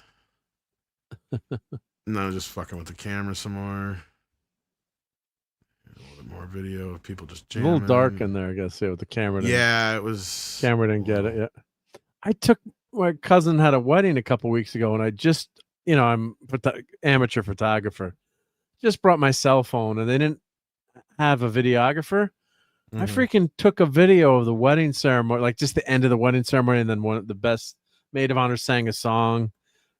Really talented singer, and like the audio came so good. I have the Google Pixel 9, and we're on the water there with the wind. I'll have to play it. I don't want to play it live here. I want to have a chance to play it for you. I couldn't believe how good the audio was on my cell phone. Yeah, It was the audio on crazy. this sucks. But like The picture thing, the other reason why some of the pictures are all fucked up, I didn't realize it was doing like 3 pictures at once. I thought when I was clicking it the first time it was taking a picture. So it'd like go, and it would just like, as I was moving the fucking camera and putting it back down. So like a lot of the pictures did not turn out the way I was hoping. So a lot of them turned out to be a bust, but yeah. Yeah. I got plenty of footage of him singing. See, even that one was a bust there. Yeah, yeah, because this one doesn't even like the format. And then we got other people singing. Me, I didn't even know if you got pictures of pillow fight at night with you. No, I wanted to get all the gay lover sessions, but I didn't. You missed it. The battery ran out. And here's where we're getting close to running down the night. Yeah, we're closing down the bar here, and Nick was singing with CC. Here's another angle. There was hardly anybody left by this point. That's why Nick finally was drunk enough to sing. He was drunk enough to go on. Here we are, and again back at the beach with Nice, Mikey this time, because Mikey didn't get to go with us last time, and of course he had to pose every time. He's posing, flexing his Mikey's muscles. in the water, but I don't know if you can see him. He's in there, yeah. He's in the water. The shark going after him. Yeah, I tried to zoom in. I was trying to zoom, and it just didn't work real well. There's Nick smoking a cigarette. There's Mikey coming back, striking a pose. Here's me driving in the rain. I think this was on the way back. Yeah, I'm pretty sure this was on the way back. Now there's some pictures coming up here with certain individuals. I cannot. Can't show. Yeah. Maybe if you you want me to cover it up? I think we'll be okay for the most part. But like, yeah, this I just was trying to take some, just get some footage on the way back. And when I was stuck in, this was the thing was blown out, but there it finally comes through. Tried to get some pictures of cool shit, but just wasn't working. This is still doing the 3-picture thing, but then I just set the thing on top of my dashboard and let it record for a while. That's not bad, actually. Yeah, this was okay, so this is Chattanooga, all that. So this is still in Tennessee. So this is on my way back. So it was a long drive. How long was that drive? It was a long drive, 18 hours, and I did it on the way home. I did it straight. It took me almost 24 hours. Holy shit! You stayed up? Actually, I think it was over 20. No, it was over 24 hours because I had to stop. But if you take the couple hours I stopped to have dinner, then yeah. You didn't sleep at all? No, not on the way back. I didn't. Holy shit, Batman! Not allowed to do that. Where's the Polly's minion? Yeah. Okay, so this is again where shit is just not turning out because I thought I was getting a picture. Yeah, so this is the lasagna I had at the Inman Social. There's I know that guy. Yeah, there's because it's again. Yeah, because it's probably one of the settings, like you said, it's doing 3 photos, 3 pictures. Yeah, and then you kind of and you move, and sometimes you move the camera because you think the picture's done. Yeah. There's a picture of WDW Pro. Yeah, there we go. That's who he is. I know that guy. I recognize him. You recognize that hand? Okay. Yeah, and just kidding. Yeah, I recognize the voice on the hand. Yeah. Yeah, you recognize the voice on the hand? Okay. Yeah. Yeah, and there's I had creme brulee again.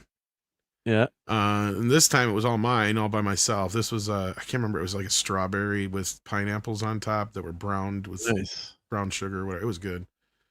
I got a few shots of that because it kept taking this is where I figured out it was taking the 3 shots. Then we figured it out. And then Pro took this picture. So as you see there, the Force of Light girls were there as well. Yeah. And Odin was supposed to show up, but I guess he canceled at the last minute. Oh, come on, Odin. Yeah, and this is where we ate. It was at Inman Social. And then I went to my first Buc-ee's. Busey's. Yeah, I went to Busey's. I know, Busey's. And then here's me driving home to Chicago. The Busey's is good. The Buc-ee's is good. Yep. Yeah, it was cool. It was cool. Yeah. Or no, here's Chicago. That was I think that was Indianapolis. That was before. So yeah, this is Chicago here. There's nothing. Nothing. Yeah, that's it. Okay, so yeah, we're done. Yeah. that was a DVD at the end there. I think. Yeah, that was for my review I did for Karate Kid. Yeah. So yeah, there we go. Awesome. Yep. So you had a good vacation, right? Yep. It was fun. Yeah, I mean, there was not a lot of stuff I got on there that, there was some other personal pictures that were just people that clearly had, nothing to do with the trip and all that kind of stuff and other things, but nothing that was real fun, but just nothing that would be of interest to you guys. But it was a lot of fun, and those guys showed me a lot of cool places. Sadly, Mikey had to work a lot, so he unfortunately didn't get to hang out with me as much as Nick did. But Nick and I, painted the town. But it's a little island plantation community with like 2 or 3 other gated communities around it. So like, really nice area, right? Yeah, it is. But like everything closes down like 10, 11 o'clock, except for like the strip club and a couple of gas stations. So like, yeah, everything's had to go to Twin Peaks. Yep. No, they didn't. We didn't get to go to a Twin Peaks, although I did see one on the way down. There was a Hooters that wasn't too far away, but we never went to that one. But and then they took me shooting one day. We didn't have any pictures of that, unfortunately. But they took me out to the range real quick. It was kind of like a real slapdash because Mikey was so busy, and we only had a couple days and times where we could fit certain things in. And even golfing was a pain in the ass because the days we had wanted to go, Mikey didn't anticipate the holiday and thought it wasn't going to be as busy, and ended up they had wall-to-wall reservations, so there was no way we were getting in. So like, yeah, well, that stunk. But you did get to see everyone in person. It's it's always awesome to hang out with everyone on YouTube here, but actually hang out, get to see everyone in person and not have to be in front of a Michelle microphone. is tall as fuck. Michelle and Natalie are tall as hell. They're tall. Yes, They're tall. Well, I'm short, but I mean they're very tall. Yes. Yeah, have them stand up on camera. Yeah, but yeah, you don't like as you saw right? in the picture, standing next to her, she's like crouching down to be almost as tall as I am, and I'm practically standing up. So like, there you go. Damn it. Well, we can't all be tall, right? Yep. So, but that's the thing. Like Tom Cruise, the movie magic, they can make you look. Much taller than you are, or you can wear they wear flats or something. Pro took me for a quick ride in his Tesla. I think it's a truck. The thing. It was really cool. Yeah. Oh, he's got the Cybertruck. Yeah.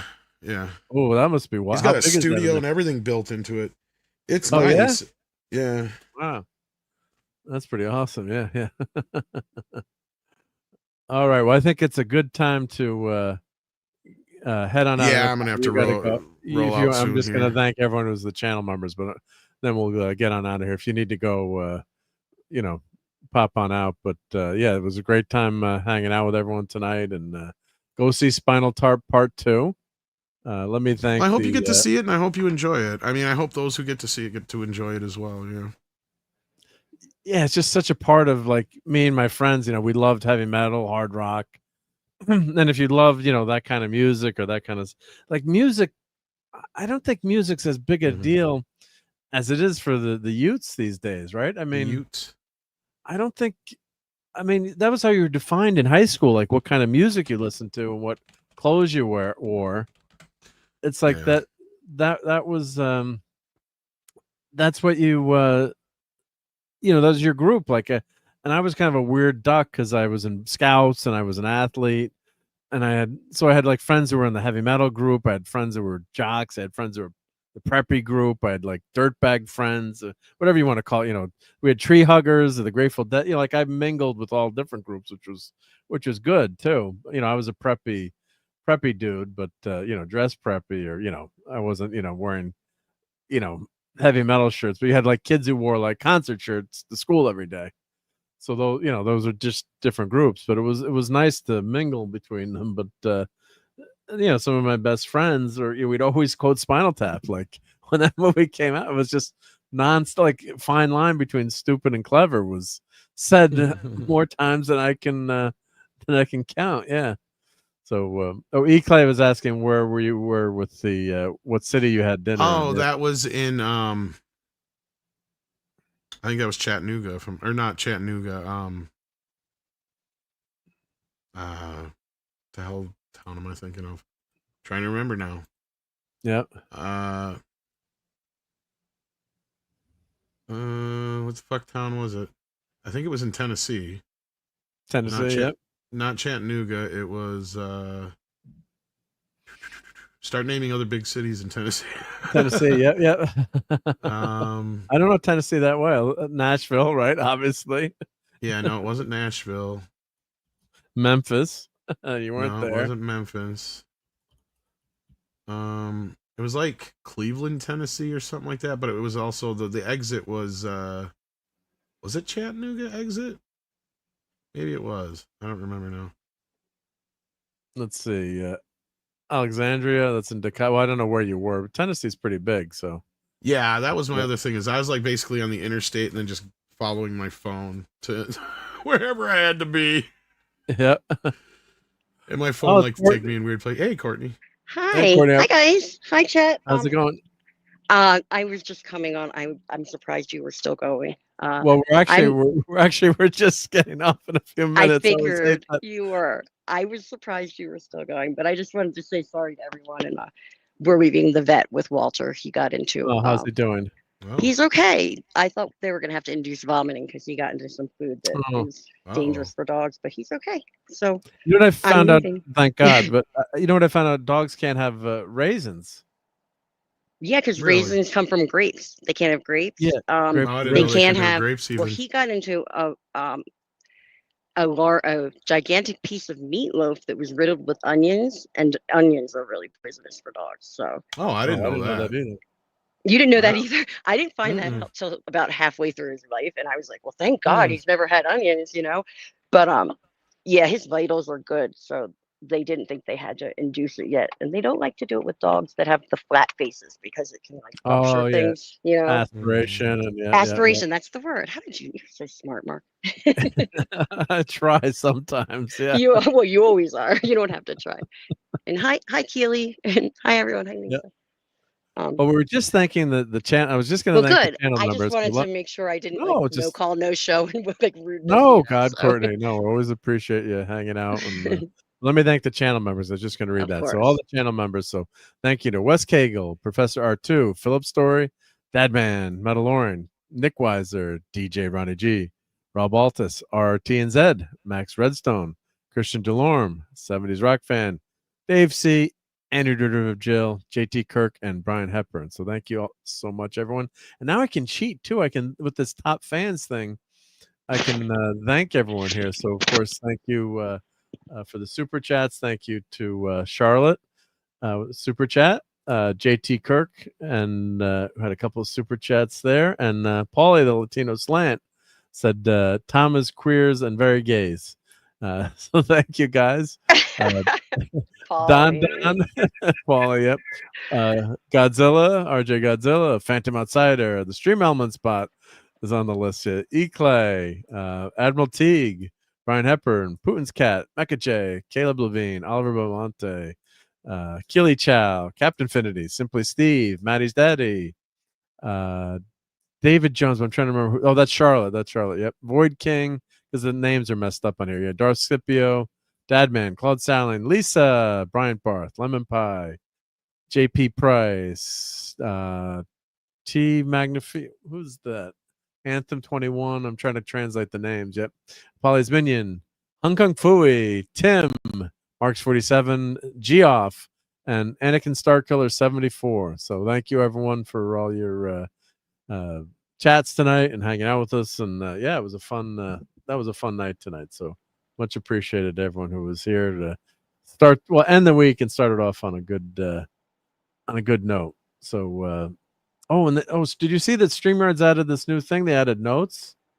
Oh gosh, don't tell me there's another thing that I have to Tom likes turtles and see if that stays there for the next week. I guess they have these notes that you can just type in there and then everyone can see the notes, I guess. I like turtles. Yeah, so let's see if that stays for next week. Tom likes turtles. That's cool. So you could put like reminders or stuff for people. That's pretty cool. Yeah, yep. Good night, Darcipio. Factor things. Night, Darth. Okay, good night. Yeah, I think I botched some of the handles versus the usernames, and that messes it up. But no, it was awesome hanging out with everyone tonight. And again, thank you to Tom for being here. Everyone watch Midnight's Edge in the morning. Got anything specific? I know you'll be talking some Spinal Tap, I'm sure, a little bit. Well, just the box office mainly, and whatever comes up between now and then. Probably some of the studio sale rumors at Warner Brothers, and maybe they could buy AOL again. Maybe they could merge with AOL. And what's is 70s Rock Fan doing Battle of Britain? Is that the Battle of Britain tomorrow on the 5 o'clock show? Might be. I'm not sure. I haven't kept up with everything. I'm not there tomorrow, so I didn't pay much attention. I have something else that I have to be at, but that sounds Okay. right. You know better than both of us. I think that's what it is. I think it's So 70s Rock Fan is doing the battle. I think he's covering the Battle of Britain movie, and we'll be back with Toxic Tuesday for Old School. And on Saturday, I'm going to be on with Retro Nerd Girl at around, I think she's on at 3:30 or 4 p.m. Eastern. Check your listings. But Superman 2. She's doing a watch party for Superman 2. So, of course, I got to be there for that. So, looking forward to that. And we'll be back next week. Oh, there's Walter. I hope he's feeling better. Yeah, I can't even see him the way it is. Oh, there he is. It's his face. Yeah, I was just, feel just better, saying bye to everybody. Feel better, big guy. Yep. All right. I don't know about his drool. His really drool is good. He's a doggy dog. He can drool as much as he wants. He can do whatever the heck he wants. He's a cute and dog. You guys are doing Old School. That's Old School. Yep, for a Toxic movie. Yep. We did American Pie last week, and Old School this week. Yep. So we're Earmuffs. on. Isn't that Old School? Yep. Earmuffs. He's always covering his kids' ears. Oh, I should work at my earmuffs for that. You show. should. Yep. That would be so funny. Yep. All right, everyone. Put them on anytime. Well, I won't give away. I'll tell you after. Yeah. But have a great week. Have you seen all everyone. the trailers and stuff for Spinal Tap, Mark? Or I think I've seen. Oh, okay. I just wasn't sure if you kept up with it at all or not. But yeah. I've been, sometimes I try not to get right. I want to be surprised, especially like with a comedy like that. So I don't go overboard. But I did watch the interview they did with Kimmel. They've done a ton of interviews. I just watched. It was like a 20-minute interview with Kimmel. I posted a couple of things that were pretty funny too. Yeah.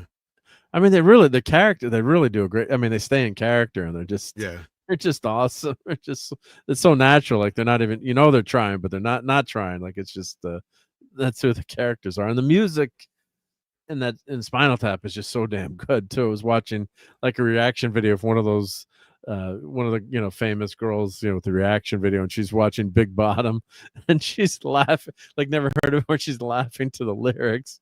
It was just like she's going crazy, Big Bottom, nothing, my girl's got and all the the pink torpedo line, and you just can't stop laughing, the first, hearing that song for the first time, you're like, what am I listening to? This is unbelievable. Yep. So some great stuff there. Really good. So, all right. Well, I'm going to play a couple of clips here, and then everyone go see this real quick before you do. Oh, you got something? Okay, good. Yeah, good. This isn't even actually in the movie. Here's another one of the interview things like you're talking about. I don't know if you saw this one or not. Stonehenge is a magic place where the moon. We're auditioning drummers. That's a sore subject, isn't it? Yeah. People eat cheese and don't die, don't they? It's like someone singing through a duck. Actually, this is stuff from the movie, yeah. And you need that that duck sound? No, I don't need it. Yeah. But I love it. Stonehenge. No, I don't need it, but I love it. It's just so good. I mean, you're saying the movie's pretty good, but with these everything I've seen is like really, really good. So, I mean, like I said, it's not as funny as the first one, but it has moments like all those things you just saw are some of the highlights. But like, yeah. Like when they're auditioning drummers is another one of the best parts of them, too. Right. Yeah, because the one guy just flat out finally goes, "Look, I'll just be straight and honest with you guys. I don't want to die."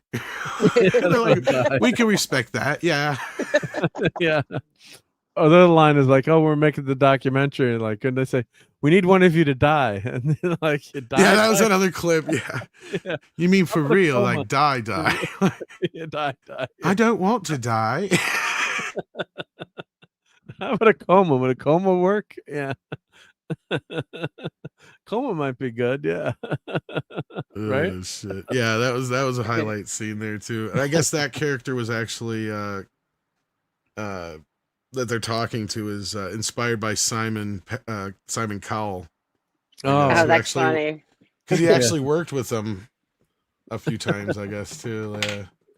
That's awesome. This is a little side haha. The internet popped up here because I'm still sitting in front of the vet, and somebody has their internet named. I can't believe it's not dial-up.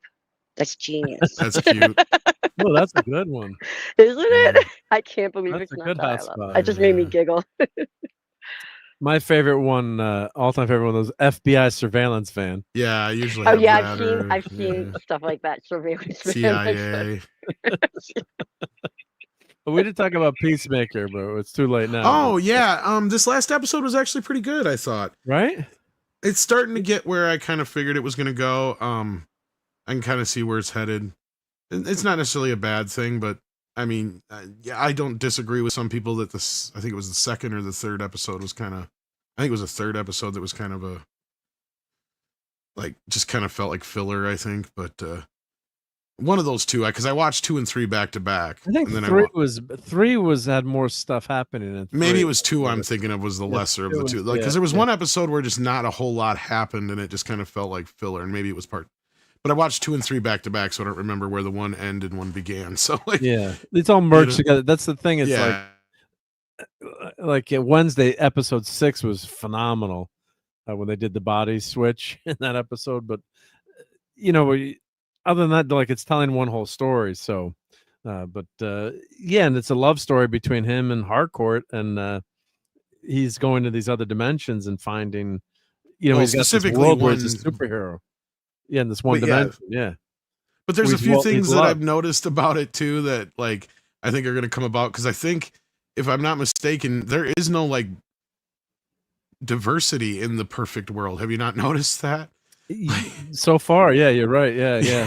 Like, and there's a few others. Like, there's going to be a big surprise, probably. I think it's going to be because like the world is like all white supremacist and shit, and that's why Something his horrible, dad is the hero. And that's the thing is the weird thing. The weird thing is he's this big piece of shit in that world, but like his version is not the piece of shit.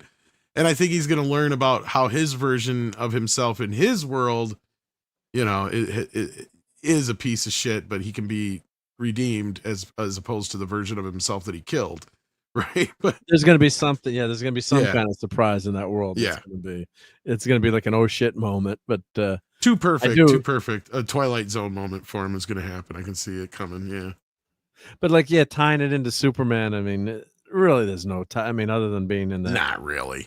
Yeah, and that was ridiculous to get, say Superman had. And I honestly have a feeling that a lot of the multiverse stuff is going to get tied up probably by the end of this series, because I think this door is the only one we technically have now that isn't under any control, right?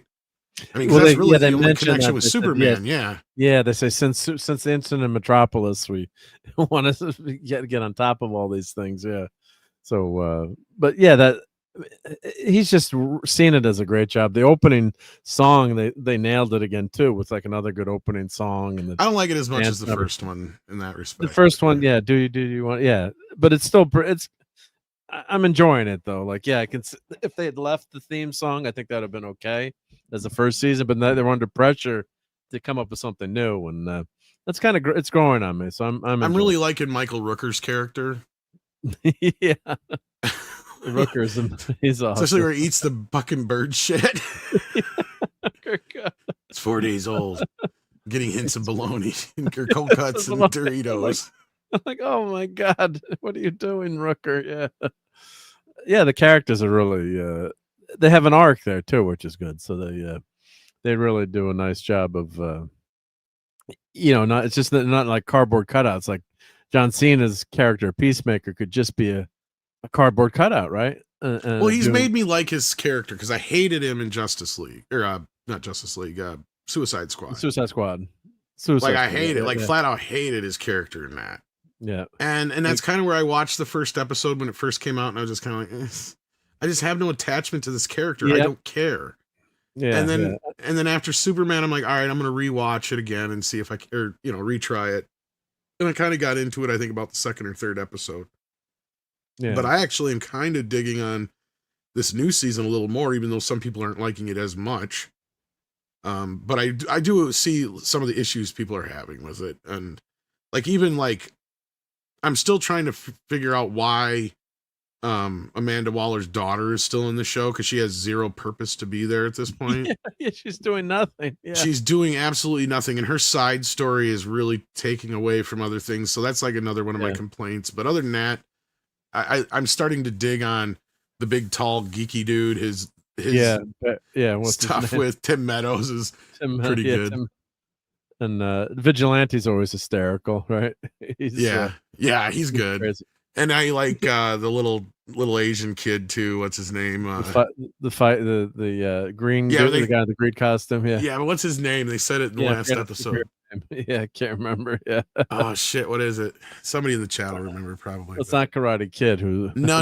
It's not. He said it. They said it in the one. Yeah, I'm forgetting now too. But yeah, that guy eats so many fucking Cheetos. Like, I bet you he will never eat Cheetos again in his life. He's got to be sick of them by now. Does that come out Tuesday night, or that's a Tuesday night show? Is it Tuesday or Wednesday? I can't remember which. Yeah, it's a midweek show. Yeah. But no, it's a fun show, and you take it for what it is, right? I mean, it's supposed to be an off the wall, wacky slice of the DC universe. You know, the Peacemaker characters just killing people for peace, right? Kill as many people no matter the cost. Peace, no matter the cost. No matter how many lives it takes or whatever it is, yeah. So he's I'm getting punchy now. I can't remember as well, but yeah. But it's I'd recommend watching. Yeah, it's an adult show. I mean, oh yes. Very adult. So yeah, don't let your kids. And you gotta like James Gunn. Like, that's the thing, is I totally understand some people not jiving with this shit. It definitely has. This, of all the things, has James Gunn. The most gun all over it. Yeah, it's the most gun there is. Yeah, he's got the big guns out for Peacemaker.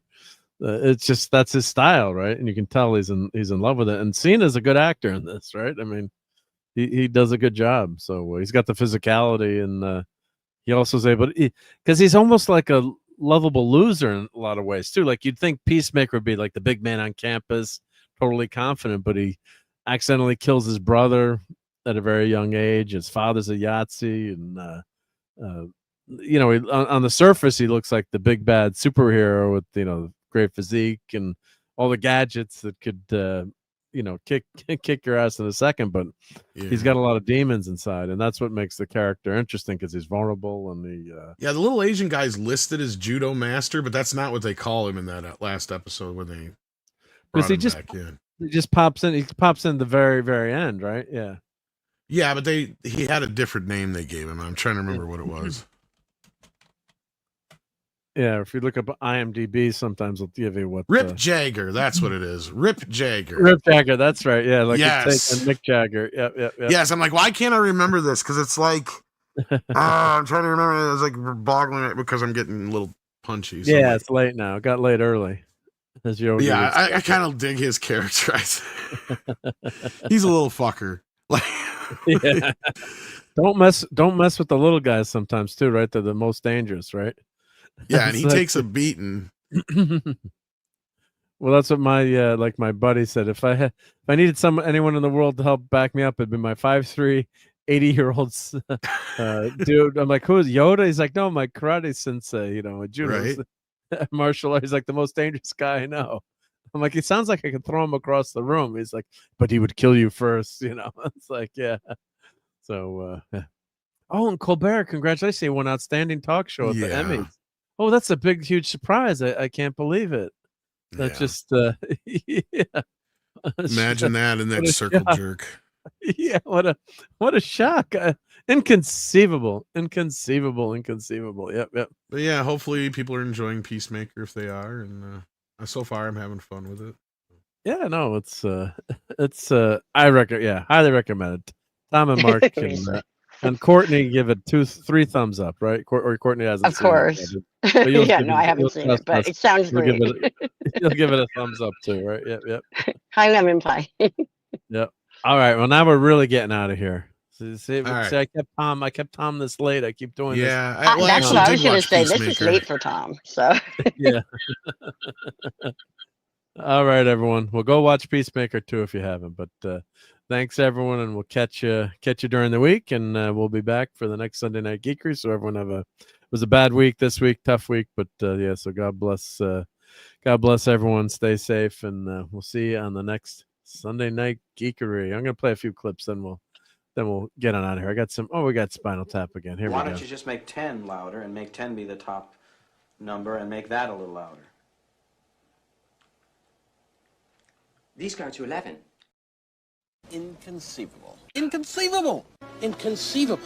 Inconceivable. Inconceivable. You keep using the word. I do not think it means what you think it means.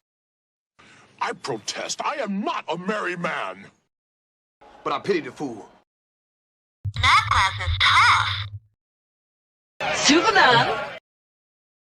You have to set an example, leaving in the face of stupidity. Now, everybody that reads comic books knows that Kirby's Silver Surfer is the only true Silver Surfer. Fun storming the castle. It's 106 miles to Chicago. We got a full tank of gas, half a pack of cigarettes. It's dark, and we're wearing sunglasses. Hit it.